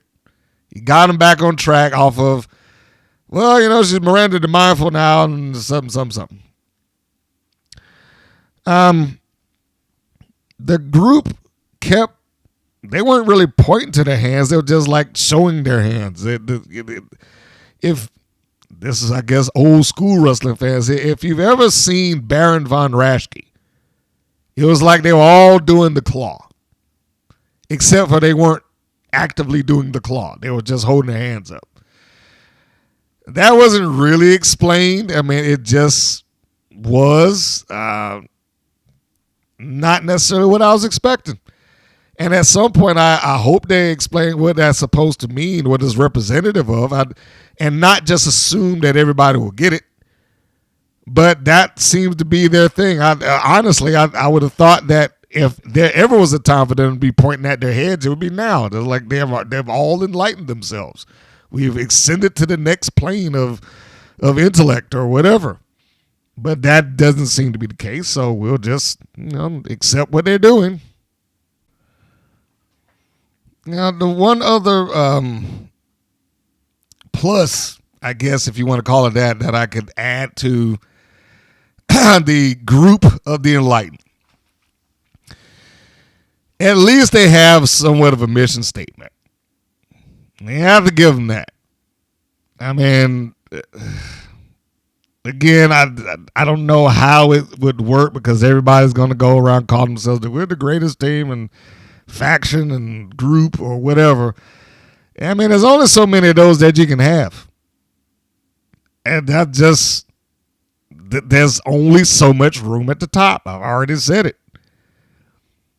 And it was the same kind of issue that I had with the Alliance. I don't know if this is an issue necessarily, but it's the same thing that I said. This is going to prevent them from getting any further there because the top spots is already occupied. And this is another one of those. The top spot is occupied. But given that they aren't going for a particular championship, or they have not announced that they're going for a particular championship at this point, if they're just sticking with the aspect of we're going to get revenge or we're going to do the bidding of Samantha Smart and is mostly being a henchwoman or henchwomen, then I guess they can stick to their own little universe. But I would not want WoW to get all bogged down with here's another group. Here's another group. We got it's going to be hard to keep that thing in order after a certain point. I mean, I get it amongst tag teams because, you've got the tag team championships to go for and all that stuff like that. But because there are not a lot of factions on the babyface end, it goes back to the whole thing with the trio style. It's just going to be a collection of people that's thrown together to try to stop them. That in itself is not inherently bad, but how much of that can you do before they have to have some other goal to achieve? But we'll see how it goes because, like I said, the one thing that they probably have going for them at this rate is that they are, or they have a mission statement to go for. And that being, they didn't say revenge, but I'm just going to call it revenge. Pam Demonium started this thing off with, who was it, Sugar? She assumes her being Pam Demonium, assumes her wild fighting stance, and then she goes into it. Nothing bad here. I honestly can say, despite the fact that I was pretty sure that the Enlightened would not lose, it was interesting to me in concept because when it's a singular person, they always lose. So I was not concerned, but I was curious to see. I was like, all right, are they going to give this entire big setup? The promo, the introduction last week, the in-ring deal, the commentators trying to put it over. Are they going to go through all of that and then have them go out there and lose? That would be ridiculous. So it is good that they didn't do something just absurd like that. Imagine an episode was like 6 minutes long. It's nothing I would say, oh man, just skip it. It's fine. You can go ahead and take a look at it like you normally would, and it'd be cool for you. There are some points in there where I was like, I wish that there was a little bit more oomph behind some of these things, like when they have light taps to the back. And yes, I get it. You're not trying to hurt anybody or anything like that, but especially when you got the kick pads on and you can make those things kind of sound off. It would be a good pop for the artist to have that thing just power off against like Spice's back or something like that. Not Mirage, but the Mindful did get her down to where she did give her a couple of kicks. They just weren't necessarily vicious. Nova Sky enters at some point, and again with her, I don't know what it is that she's attempting to do. She didn't really come across to me like she was a calculated cyborg-esque, whatever you want to call her. So I don't know what it is that they are looking to portray with her. And when I say that, I think about it in terms of like The Undertaker. And I'm talking about the original version of The Undertaker where, yeah, he could do the moves. Yes, he knew he could do the moves. But the persona that he was portraying should not have been doing it. They wanted a monster. They wanted somebody that was unstoppable, cold, and all of that stuff. But that's what he had to give them. Regardless of what he could physically do, he gave them what they wanted. So my question there is, I don't know what it is that they want out of Nova Sky to, for her portrayal of that particular persona. There was a point in the match where the babyfaces pretty much had to act like they had no ability to tag Spice because Dr. Pandemonium had suplexed her over towards her corner. When she got her up, the exchange took place basically right there in their corner within arm's length of both of her partners. I'm like, okay. So, but I mean, look, she knew enough to try to drag her out of it. But it didn't look good for a second or two, but she at least recovered. So, let's give her credit for that. She does seem to portray, I guess, this is the mad scientist thing. She's just going to go around, yelling and cackling or whatnot. So I assume that is the idea here. At some point, she also does back up into the babyface corner. She hits both of them. I don't know why they were just kind of standing around waiting for it because they knew they had to. So you got that. Mindful comes in at some point and she gives a spin heel kick to Spice in order to, as Pandemonium shoots her off into it. So that was nice. They're probably going to work on that a little bit more because the more that they can do it, the better it'll look. Also, at some point in the match, the hard camera caught Mindful communicating, we'll say, with her opponent. That was Spice. That was less on her, more on the shot that exposed her, for lack of a better term. She also had a point there where I want to say it was a good heel thing for her to do, where she got rid of her opponents. That part I have to say I enjoyed because she should have. She had Spice down. This is before the camera shot deal. She had Spice down after the heel kick, the spin heel kick combination. Sugar comes in to save the day, which of course she should. So all of that was looking great. Mindful gets up and she basically uses Sugar as a weapon and just shoves her into Keta Rush, which knocks her off of the apron. And then Rush has to get in, and the referee stops her. Then we get up to the point where, I was talking, hey, she's caught on camera with, calling out, I don't say spots, but whatever it is that they were going to do next. So the heat here had been put on Spice, who looks good when she's working, but I guess the star of this particular thing probably would have been Keta Rush as far as the star of the babyface. She came in with a phenomenal drop kick on Nova Sky's head. I mean, it looked great. But that right there is exactly what I mean when I was like, if you have something that has like a real good connection, and I'm saying this, you still want to be safe. No one there is looking to hospitalize somebody. We all get that. But just look at what that thing did. And it's a basic move. It's not like she did a 450 splash or a brain bust off to the top rope, or, it's not like she did anything that was outstandingly, oh my God, I can't believe that she just went through, 5 or 6 tables and whatever the case would be. It was a drop kick. It was a drop kick. One of the most basic moves that wrestling has ever had. She ran, she hurled her feet up in the air, and she connected with Sky's head.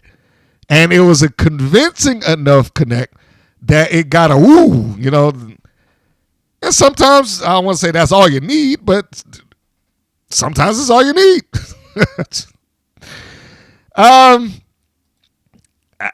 At that point, I'd be like, you know what? I need you to use that thing a little bit more often. Where has Keta Rush been? Now that I'm saying it out loud, it's like she showed up sometime last season and then just kind of vanished. Anyway, maybe she'll be around a little bit more this time instead of just having the one match. But she has seemingly been portrayed, I guess, as their resident high flyer. And okay. And I say high flyer in the context of we're not talking Jushin Thunder Liger or Will Ospreay or something like that, but still or Ricochet, since he referred to himself as the aerial assassin. But still, for what WoW is doing, she does the top rope, she does the springboard, stuff like that. So it's almost like I would say, whether she is winning or not, that would be part of the sell that I have for Keta Rush, is that she's a little bit more aerial than most other people on the roster. She gets tossed out at some point. Sugar prevents her from going to the floor. So now it was not Sugar, I'm sorry. It was Spice. She was thrown out through the ropes by Pam Demonium. And Spice stopped her from going to the floor, which is nice teamwork. It's basic wrestling teamwork, but it was nice teamwork. And then she got to do the springboard and do a great high cross body into Pam Demonium, who also was not the legal person. So it didn't really matter. Sky was the legal person. Sky made the tag, and then you get Mindful that came back in. Again, I enjoyed the look that Mindful has now. It is a far easier sell to somebody who doesn't really watch or understand wrestling and caricatures and all that stuff like that. I think is an easier thing to sell without getting what is she supposed to be? Is she a magician? Without getting those kind of comments. If you just put her into the ring as she is, I don't know if you would get anybody that was like, I don't understand this. You know what I mean? There is one spot in the match that I was like, there has to be no way on earth that the referee did not see this. It was the pin portion of it when Mindful is in the ring. Sugar comes across. She's in the corner. She tries to do a monkey flip out of the corner. This is when Spice and Pam Demonium are rolling around on the mat and they go to the floor. Mindful already has her left leg out of the ropes. So when Sugar comes up and she tries to get her off, she doesn't have the leverage to take her over, and Mindful gets her down on the pin. The reason I say that there's no way that referee could not have not seen that is because of how Mindful was pinning her. She was basically hovering above her body. She almost, it would have been physically impossible for her to hold Sugar down the way that she was doing and not have her feet on something else. That, again, it's a small deal. But I will say that should have been a point where the referee should have just like, hey, look, no, I'm not counting that. Get 1, 2, 3, I'll disqualify you. The ref shouldn't be burying himself either. Yes, I understand. He has a job to do. But there's two things that I've known for the referees that, well, I'm going to say one because it's basically an all-encompassing rule. Call what you see. It gets difficult to do that when the referees know what the finish is supposed to be. And sometimes it'll make them do the obvious botch. And I'm sure anybody that's listening to this has probably seen it in some other wrestling company. We're not going to limit that to WOW, where they just 1, 2, and they'll hold it up. Even if the person didn't get their shoulder up or something like that, because they know that they're supposed to kick out. And then that's why you got a situation like you did a couple of weeks ago in WWE, NXT to be specific, where the person that was supposed to have won lost because he counted it down. That had become the mandate. If they don't get their, that's on you. You got to get your shoulders up. That is your job. The referees can't cover all of that without looking ridiculous or stupid. So, and I know it's probably a harder thing for them to get rid of or bypass when they're when you're looking at a taping schedule such as what WOW has. But in a case like that where it wasn't going to affect anything, it wasn't going to bust up, it wasn't going to ruin the narrative of it, I'd prefer them just call her out for what it was. Hey, look, you're cheating. No, I'm not counting that. Because it still wasn't going to stop the finish. All Mindful would have had to do was get up, punch her in the face or something like that, and then set up for the finish that she already had. Which is, aside from the reversal, you wouldn't have been missing much. And that's what happened out of it. He goes for the cover. I should say she goes for the cover out of the corner with her feet up on the second ropes. He miraculously doesn't see it. Sugar's able to reverse that. And then Mindful's able to get out of it. And then she goes for the GTS. Go to sleep. Move made famous. Well, in America, I guess I would say is made famous by Punk. I forget, who did he get that from? It'll probably hit me later. But it's a move that he got out of Japan. Mindful does it here. I hope that if that is the move that she's going to go with, then stick with the move. Stick with the GTS. And, just try to make it look as good as possible. That's pretty much all you can ask for. This was fine for what it was, and it wasn't a big shock to what you got. That's pretty much the best way I could describe it. It was no big surprise. Like I said, it did make me feel like, okay, are they going to do this or not? I was hoping, like my fingers were crossed. Like, don't have them come out there, do all of this stuff and lose.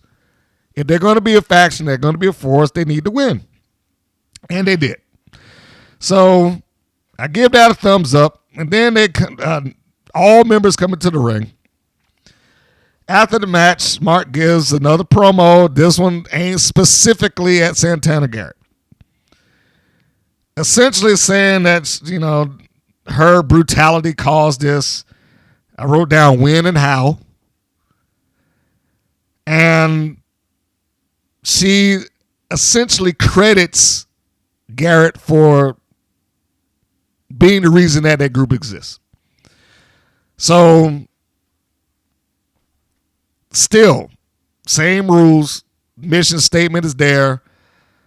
I do not agree with the origins of this supervillain group, but at least they have something to work towards. The next segment. This is pitches for Catalina Speed versus Santana Garrett, which is a cold match, but, Smart wished Garrett luck in the previous segment out of the promo that we just saw. It's like she wanted her to do well for whatever reasons, and I'm sure that'll unveil itself as time goes on. Next segment, the segment after that is Garrett, and she has her own promo on the match. The delivery was fine. It did feel very WoW-centric. I guess that's just what she's going for now. It's like, I'm a real life superhero. I have expressed that I don't necessarily, I know they want to have their own tag. Because every wrestling promotion underneath the WWE, which is everybody, in some form or another has basically fallen in line of what the WWE does. Where the WWE goes, the wrestling world follows. I've always said that too, whether they intend to do it or not. In this particular case, the tag, like that, you really didn't have a label that was slapped on to wrestlers before the WWF, and they started with all our superstars, which the rumor, or I shouldn't say the rumor, the legend goes that was named after superstar Billy Graham, another thing that he was kind of on the forefront of. Like, a lot of things have been taken from him, and not in a malicious way, but a lot of things meant to his look, his style, his cadence. The first person that went around calling people brother, that was superstar Billy Graham. He called people brother. His arms, his first person referred to it as pythons.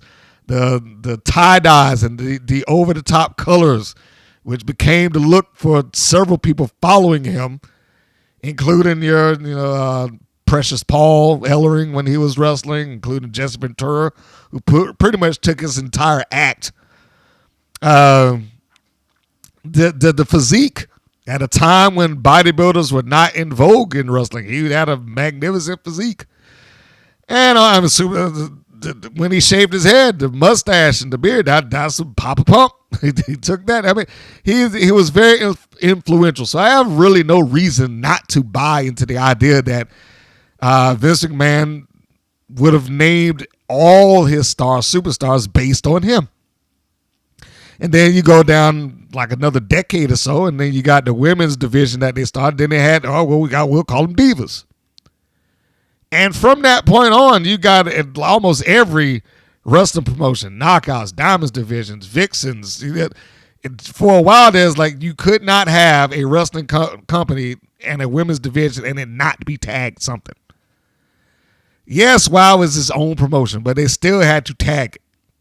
WoW Superheroes. I don't know if I've ever fully embraced the WoW superhero thing because the roster isn't full of superheroes. Somebody there's got to be the bad guy. And it does diminish something off of when you have one or two people that you try to single out as heroes. Because I know they've done it with look at them now with the capes. They're real life superheroes, Nigel. Well, then what is everybody else? Same thing with Santana Garrett. This would be a far, far, far better thing if she were the singular superhero amongst that crop. If she was the one and only. So when she does say, hey, I'm a real life superhero, then it wouldn't be buried underneath 50 other superheroes. I mean, you can't have that both ways. It's probably not a big enough issue for them right now. But let's assume that at some point they go to, I know his being Dave McClellan, I know his goal is to get television like a either live, what did he say? He wanted to be able to extend the hours, get a weekly program under a different format, like live, like Raw or AEW, something like that, or TNA at this point. But if it ever goes to that, they're going to get scrutinized if they ever hit a primetime slot or a uniform slot across the board for some network. And they're being presented as, they're on more or less the same page as AEW and its other wrestling colleagues. You think I'm hard on them now? Wait till there's like 5 or 6 other podcasts out there that's watching it and scrutinizing every little thing that they do and say. And that'll be one of them. I can promise you that. It'll be one of them. Don't think that I am on my own in that. So anyhow, the next segment is the match itself. Catalina Speed with her new best friend, Veronica VaRoom, taking on Santana Garrett. The fans love Santana Garrett, according to Zane. I wrote, they do. I'm sure that she has, and I only say that as relates to the Las Vegas crowd. I know she has her fans. That much I'm positive of. I just don't know if they there know that. That particular audience. Are they Santana Garrett fans? But it's not important. I mean, it's a moot point. As stated, this is essentially a cold match. This felt like it was there to provide Santana Garrett an additional win. And it did. I don't think there's any real surprise there. The team of, I don't know, can we call them a team? Because they haven't had a match together yet. They just have a relationship of sorts, business partnership, perhaps. But I don't know if the VaRoom Speed combination as what they were looking to do. And I guess Speed now, we're going to say she's officially a heel. I would guess so. I mean, VaRoom has taken her over to the dark side or brought her over to her line of thinking, I assume. But this is all well and fine. There is no shock here in what you got.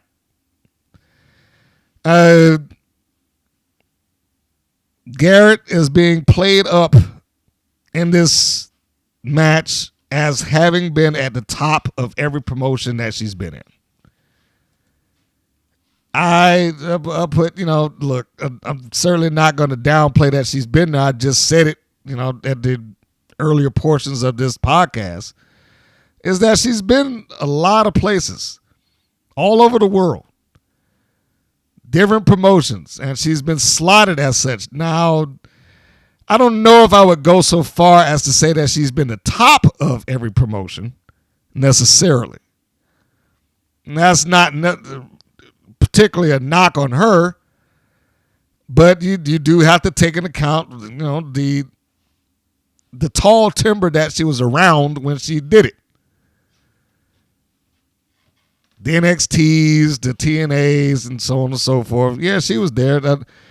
But in most cases, when I bring that up, a lot of people have forgotten that altogether. It's like, she was? I don't remember her being there at all. It was. I don't think that she was there at length, certainly not enough to make a discernible difference. She didn't go out in there win the championship. She didn't have any particular match or program that people would point to and recall and say, I remember her when she was there and she wrestled so-and-so or whatever the case may be. The closest thing that I can remember as far as anybody not calling her out, as far as anybody calling out her career, like, hey, we're going to do a recap. I believe it was it Marky D? I think it was Marky D. And he did a recap of her time in NXT. Like, I'm going to go through every match that she had, and we'll see how she did. And he graded her off of that. And I believe if it either was a C or a D grade, it was something relatively average. Because when you see it in short succession, it's one thing to see the matches like week after week, or in some cases month, and it's spread out. It's one thing when you see it like that, but when you do see it in succession, it does come across like, wow, I didn't realize that she had kind of taken that kind of time and whatnot, and didn't really have the position that she maybe needed in that company. But that aside, she still had a good run in other promotions. Maybe not NXT, maybe not TNA. But as I already stated, Stardom, before Stardom became what it was. I mean, Stardom's like become a bigger deal now. And I think I just saw somebody's like, they're the premier women's promotion in the world at this point. Now, of course, that's open to debate, and I'm sure somebody would and will. But look, she had been a lot of different places. So regardless of what happened with those individual promotions, it's still, she's still Santana Garrett. She was still able to make a big name for herself. Top of the promotions, like I said, open to debate.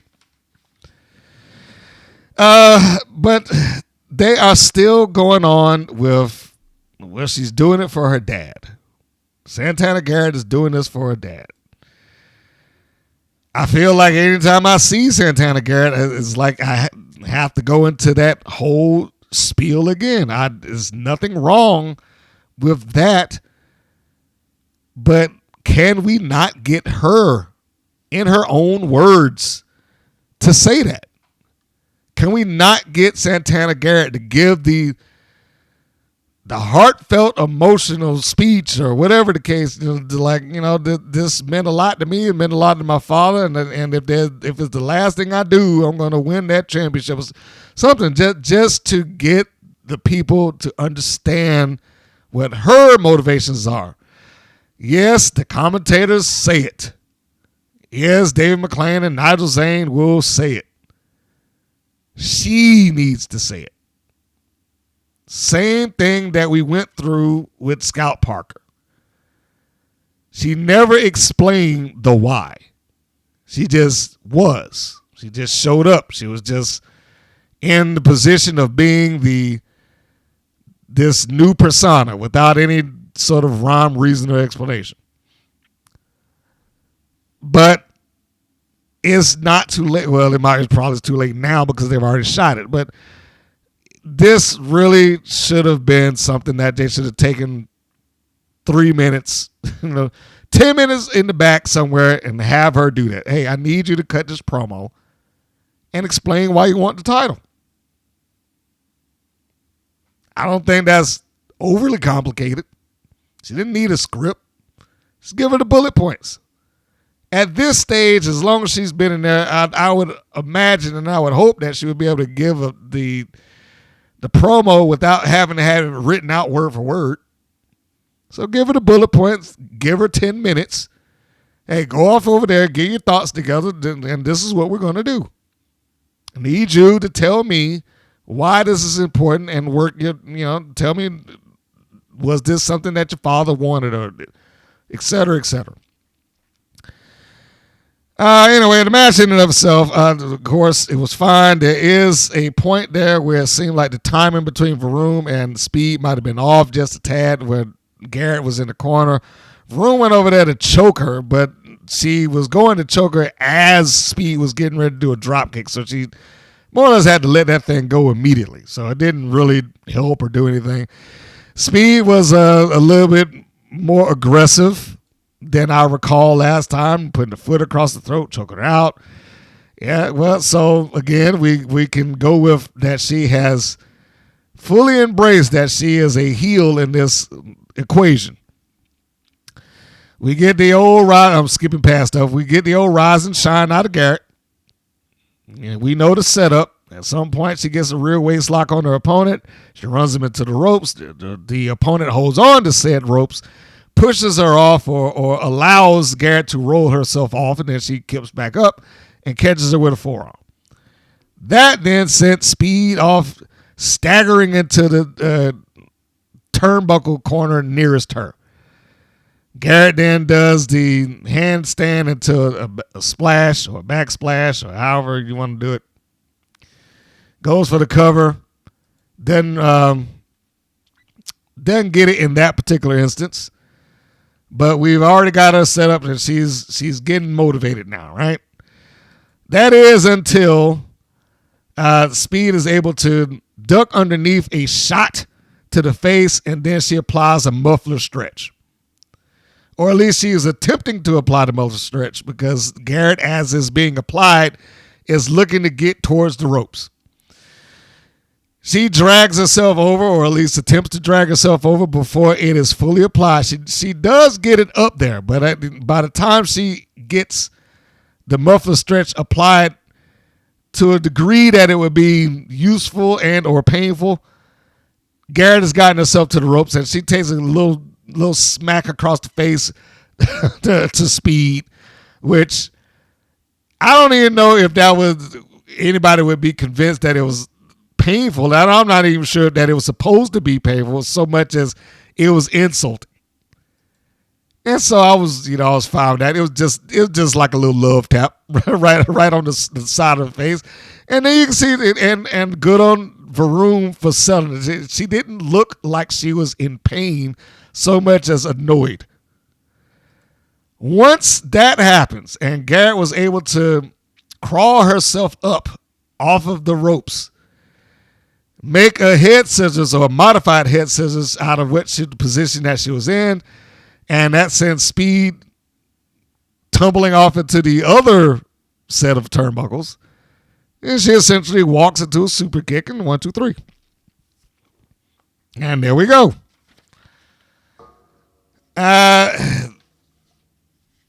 Same thing. Not a big shock there. I do question what they're going to do with the Speed VaRoom combination. If the idea of them collectively is just to help pad some wins for other people, then it's fine.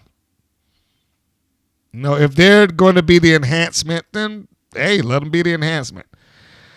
I generally, for the people that are going to be in that position, don't like them to, let's start them off with some storyline or something like that. But I don't know if I would qualify VaRoom walking up saying, hey, we could be a team, even though I don't know why in the real world setting but Speed would believe it. There's no real reason that she should buy into what VaRoom was selling other than that she just wanted to.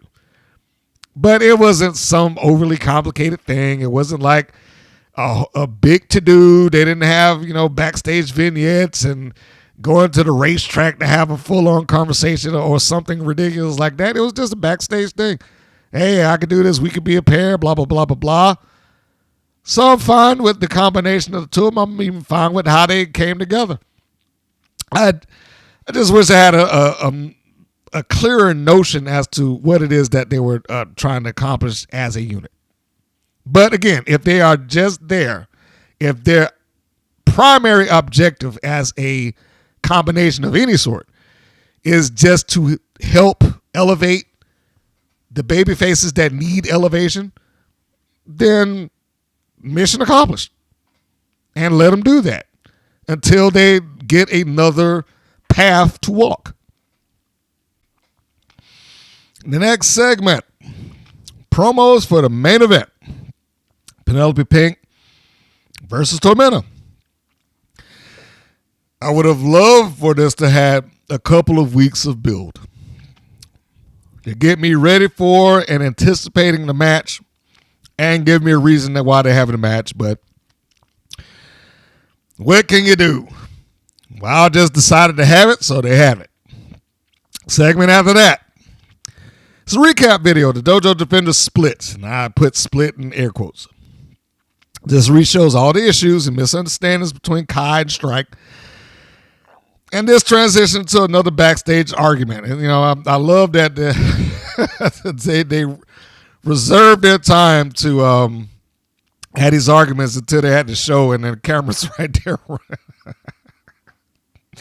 The camera's right there and it's running. So, I mean, look, I know it's TV, but still, it's just funny. So they're having this backstage argument, and the one thing that I did get out of this is that they seem to be trying to make this more of a we're both at fault deal. That's what it feels like right now, because it doesn't come off like Karakai was the issue in and of herself. She's arguing, and I guess that she probably has in her mind a justified reason, like, well, you did such and such and blah, blah, blah. She had already had the moment where she's backstage and, yeah, you're giving so much time to your friend and yada, yada, yada. So they're having just another argument for the sake of having an argument. And as they are, Arianna Gambino walks into the situation. It's like everybody decides to just, hey, what are you guys doing while they're in the middle of an argument? The first thing I noted, I was like, I'm happy that it wasn't Ashley Blaze again. As much as I like Ashley Blaze, it's like she does not need to be the one that just pops up every time that they have some sort of argument with each other. Like, hey, guys. So it was fine that at least it was a different face. Somebody had nothing to do with this issue. However, Gambino, for whatever reasons, and I will reserve whatever commentary I have about why she would decide to help or solve their problem. Hopefully they can explain it as to what her motivations were. She's like, well, look, y'all need something to solve your problem. Why don't you get a partner and she have a partner? We just have an 8-man. And this is basically her solution to their situation, is offering them a match. And offering them a match against her group, offering it against the Alliance. And they seem like taken with this without any sort of suspicion whatsoever. They're like, well, she could be right. That, as much as I hate it, this would solve our problems. I guess. I mean, wasn't being in a match just between the two of them an issue in and of itself with the tag, the unwarranted and unwanted tag? I mean, because I don't think it's any sort of shock or surprise. Like, hey, well, you both have some surprise partner that shows up. Like, okay, yeah, the surprises of Sandy Shore and Ashley Blaze. I'm pretty sure that's where we're going here. As a side note, I really hope that Gambino had some thick soles on in this shot. Because for whatever, she towered over both of these two. I'm like, man, I don't remember her being that tall or them two being that short. It's like, what is she wearing? Stacks? I mean, geez. If you told me that she was a wrestler right then and not a manager, I was like, well, I'll believe it. She looked like she beat either one of them up.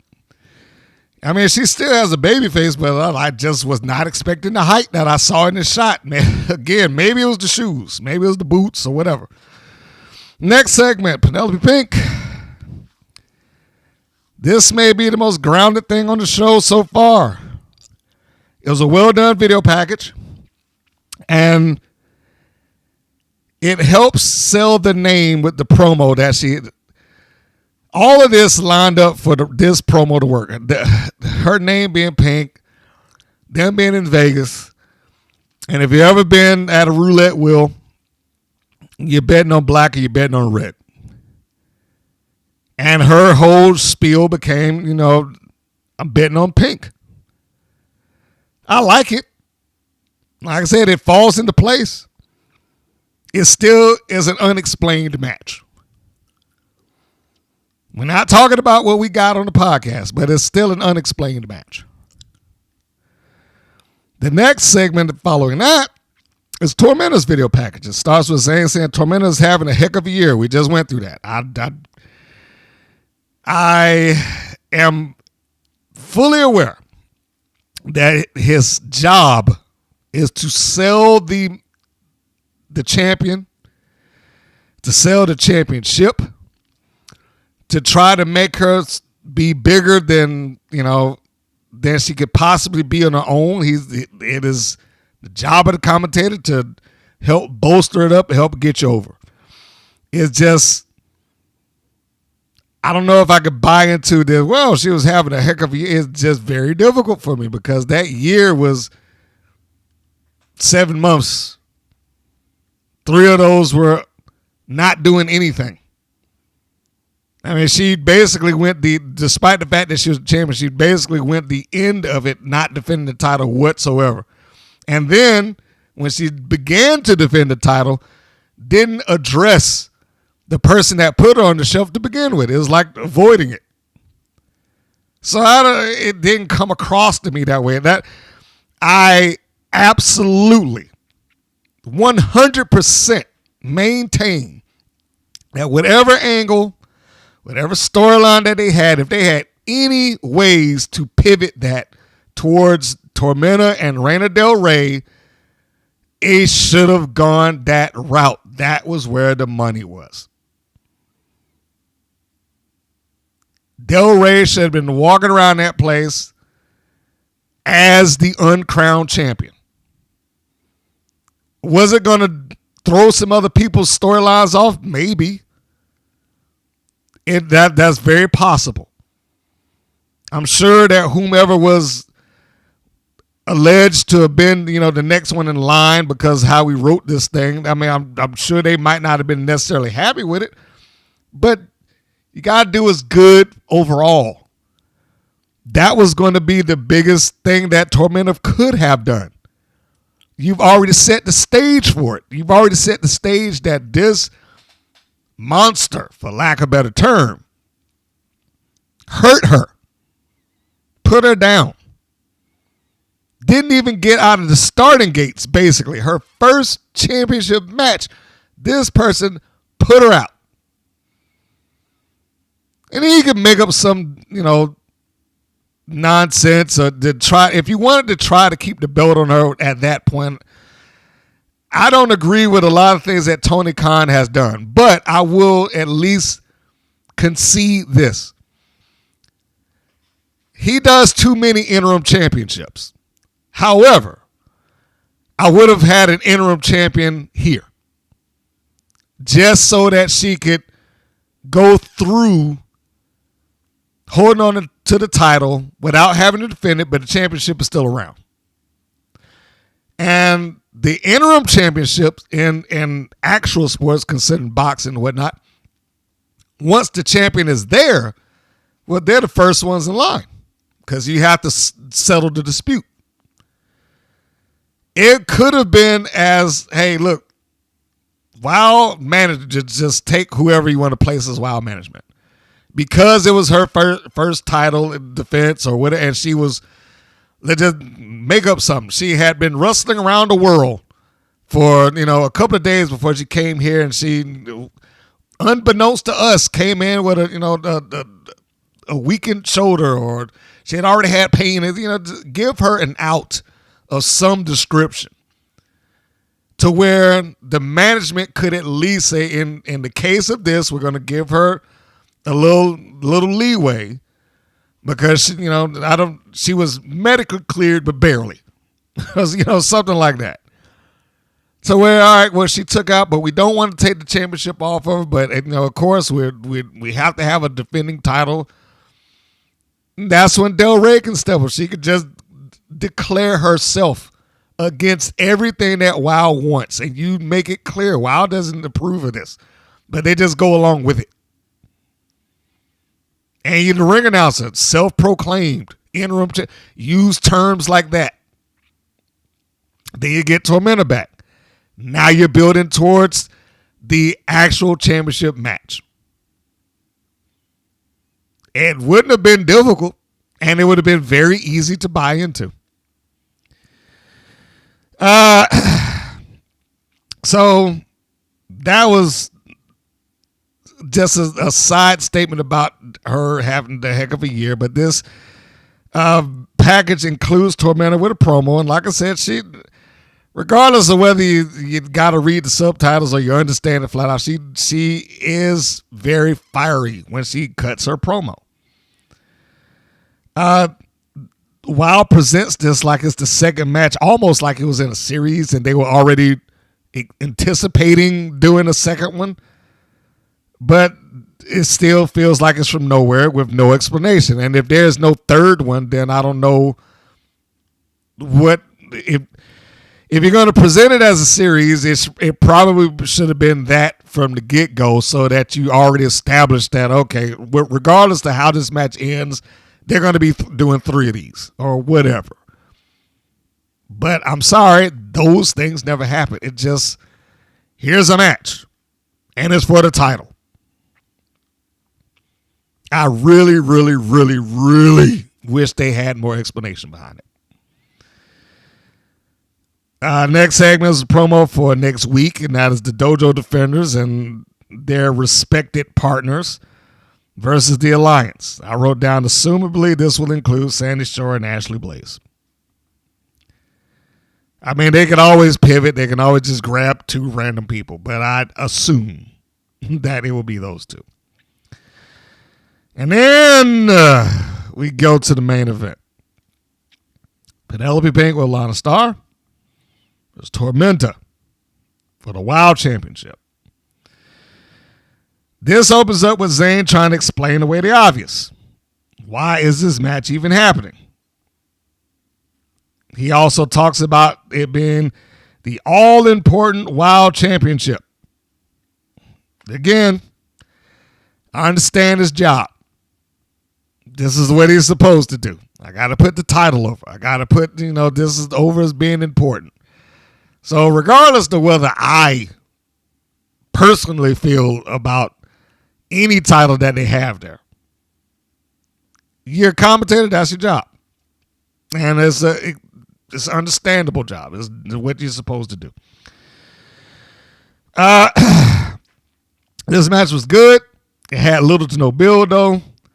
Even throughout the course of the show, there wasn't really a lot of build. You got that one set of video packages, the Penelope Pink and Tormenta package, which essentially was directly before the match in and of itself. So it wasn't a huge amount of build. So you didn't get that over the course of a few weeks. You didn't get that over the course of this episode, which is like your last ditch effort.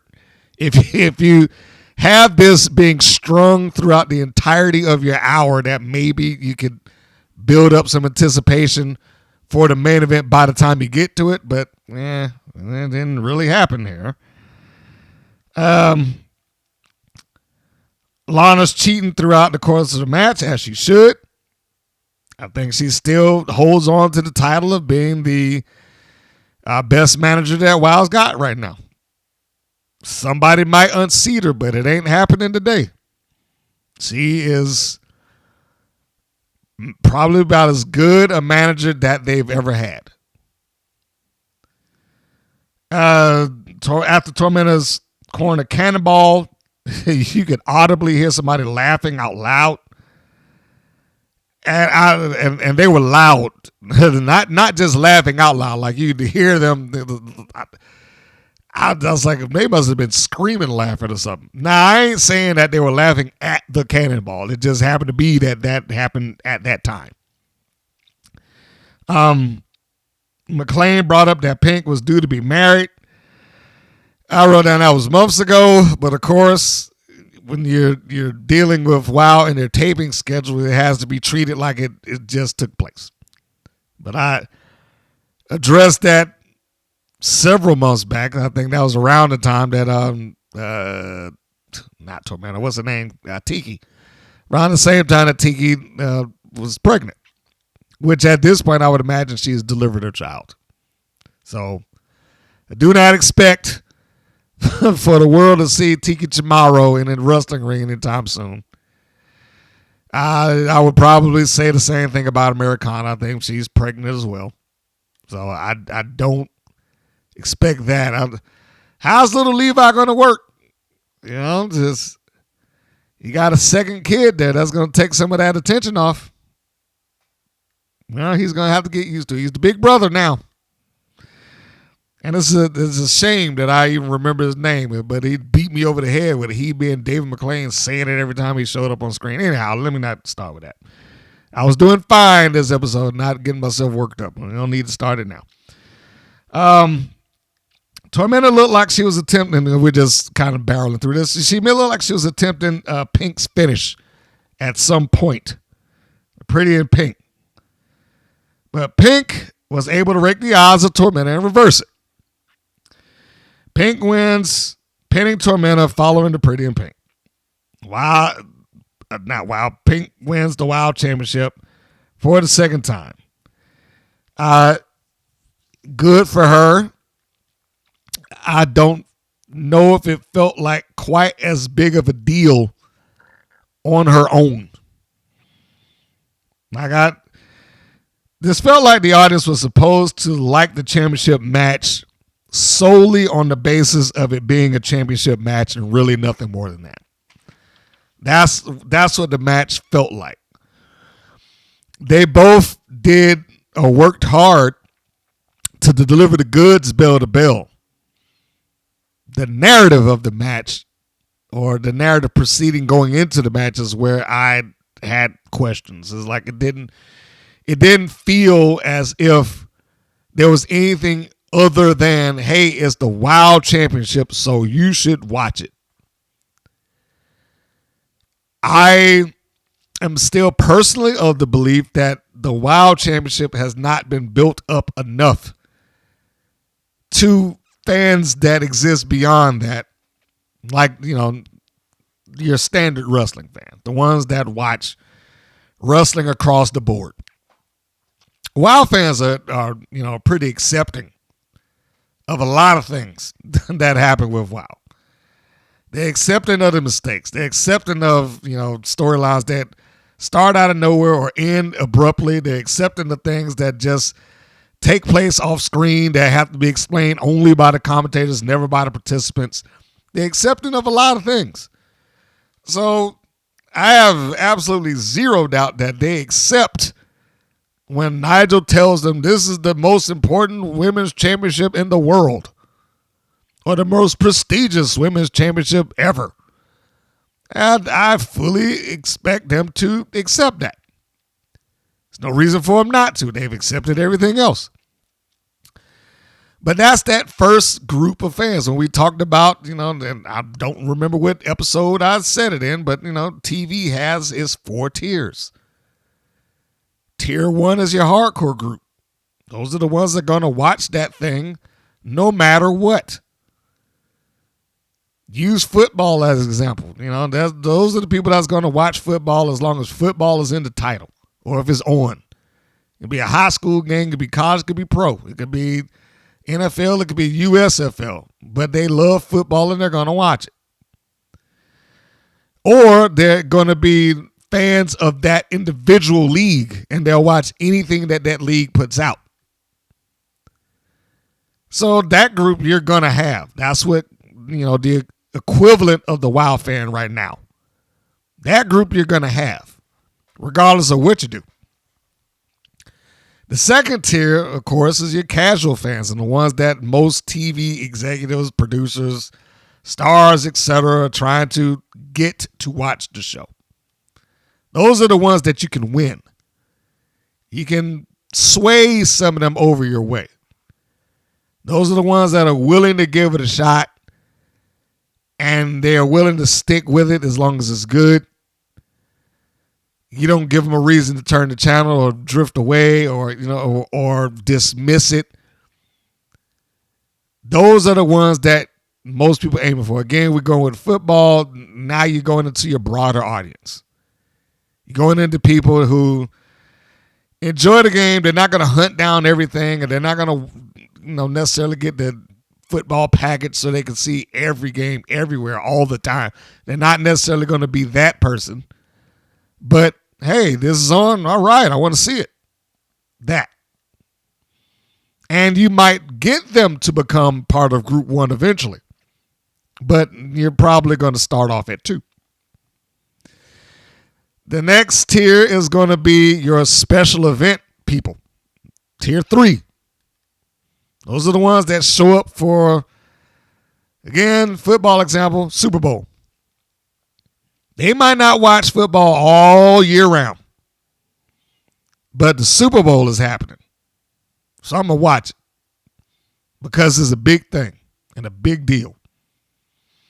That would be the equivalent of when TV used to, I don't know if they still do it, when they did sweeps weeks, when they were aiming for the ratings. And what do they do when they aim for the ratings? Well, they pull out all the stops. This week on such and such, TV royalty shows up. Tom Selleck is going to be, when they get whoever they can to try to drive up the ratings. I think it's an old show now, but first, unfortunately, old shows is what popped into my mind first. The first thing that I thought of was like when Cheers went off the air, all of those characters, all of them were like TV royalty at that time. It was like because it was such a big show. And so when Kelsey Grammer got his spinoff, he got Frasier, and it was still kind of getting his ground, and they were trying to get viewers to lure them in, and it worked for me because I didn't watch Frasier up until this point. They had Ted Danson show up, Sam Malone from Cheers, and they had a whole campaign around it. It's NBC's Thursday night TV home Malone, because his last name was Sam Malone, you see. But there was the big thing that they did to try to draw people in, to get them over. Now, WoW doesn't have that. But in most wrestling terms, that would probably be considered like their WrestleMania, their Bound for Glory, they're all in, those. The big, big, big show that they're going to put all their effort, all their money, all their marketing power, all the ability that they got in front of them or the tools that they have to try to capture some eyeballs. That is, that tier. That's 3. They might not look at a bunch of stuff, but they may look at that. Then there's the 4th tier. That's everybody else in the world. It doesn't matter what you do. You can set somebody on fire. You can shove a stick of dynamite down their throat and blow them up on live television. They do not care because I don't want to see wrestling. Or if we were going to go back to the football example, I don't care what you do out there. I don't want to see football. And you do have those. But that's generally how it breaks down.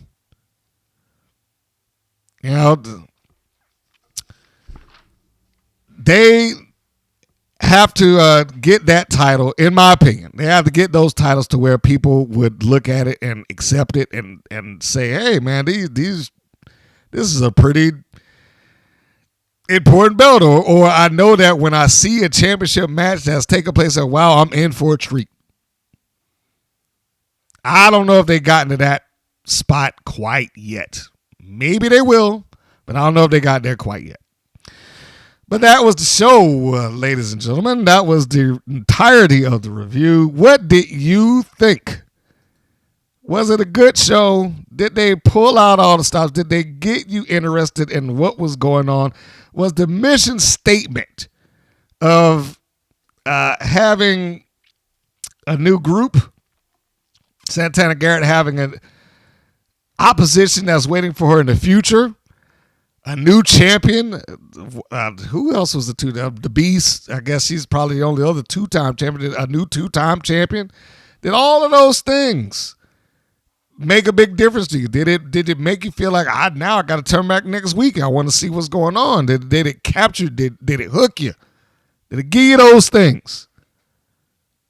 If you got any comments, leave them below. Or message me, because I've got a lot of those lately. So the next episode due to air, and perhaps by the time you hear this, it will have already done it. But let's take a read about what the next episode is supposed to be, shall we? The next episode is titled Alliance Takeover. Ooh. That'll be episode 421, season 4, episode 21. And it is listed as follows. While action kicks off with BK Rhythm, Gigi Gianni, and Sylvia Sanchez with Arianna Gambino and Reina Del Rey in their corner as they go toe-to-toe with the Dojo Defenders, Kara Kai, Terror Strike, and a mystery partner. They probably should have put mystery partners, plural. Will this be a dojo of deception or an alliance they never saw coming? Catalina Speed, backed by vicious Veronica VaRoom, goes one-on-one with the environmentalist Scout Parker. And in the main event, a mystery match which will shake up the championship landscape. Conflicting claims collide. Tune in to see who steps up and who throws down. All right, so there's a little bit of a hook there in the release. I am not entirely sure that they need to even bother having a mystery, so to speak, on their press releases, especially on their media site. For those that don't know, these press releases do get sent to me by Paramount Global, but they also are they're readily available. It's not like it's a big thing to find them. But to go into their press site, that's a different thing. You have to apply for that. But at the same time, having those things written out where you can readily just kind of verify what it is, I don't know if that really serves a purpose or a point. I mean, it doesn't matter one way or the other. It's not affecting the show. I'm just saying, if you really wanted to find out who that was or what the match happens to be, it's not like you just can't click a button and there it is. So, for the benefit of those of you, and I do have another spoiler that's on our tab on the YouTube channel. But for those of you who are not wanting to be spoiled, I'm going to give a pause here to allow you the chance to click over to the next chapter if you don't want to hear it. If you just want to find out as it airs. If you're listening to this after the fact. Or before it airs, I say. Sorry. So here's the pause.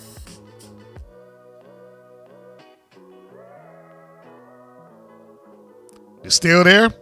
All right.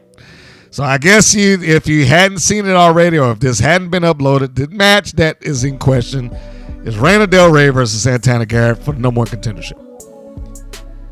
Now there's additional spoilers that are floating around, and I want to make it clear these are not things that are difficult to find. Like if you just search "Wow Las Vegas," it'll a lot of that'll pop up. I did bring it up before because there was a woman that was out there in Vegas. I think she just does a Vegas vlog in general. And on that vlog, she was down there and she just like, hey, I'm here at Fremont Street and that Wow's doing their thing. I'm going to go over here and try to record it. She got a significant chunk of footage before she got kicked out. They called not just security either. They call like a cop. Somebody had a gun and a belt and all that nonsense on it. Look, it's an open street. I understand that they were trying to keep that, the thing under wraps and whatnot, but it's right there in the corner of like 4 restaurants and a casino and this, that. Like, there's only so much you can do. Never mind the fact that you had people that was in the stands openly recording stuff. Now, maybe they got stopped. And it's possible. Maybe they got stopped as well, but you've seen it. It's aired on TV. They had their phones right up recording. But anyway, that was the spoilers. Randall Ray and Santana Garrett. And yes, I already know who won that, so I'm going to leave that alone and move on.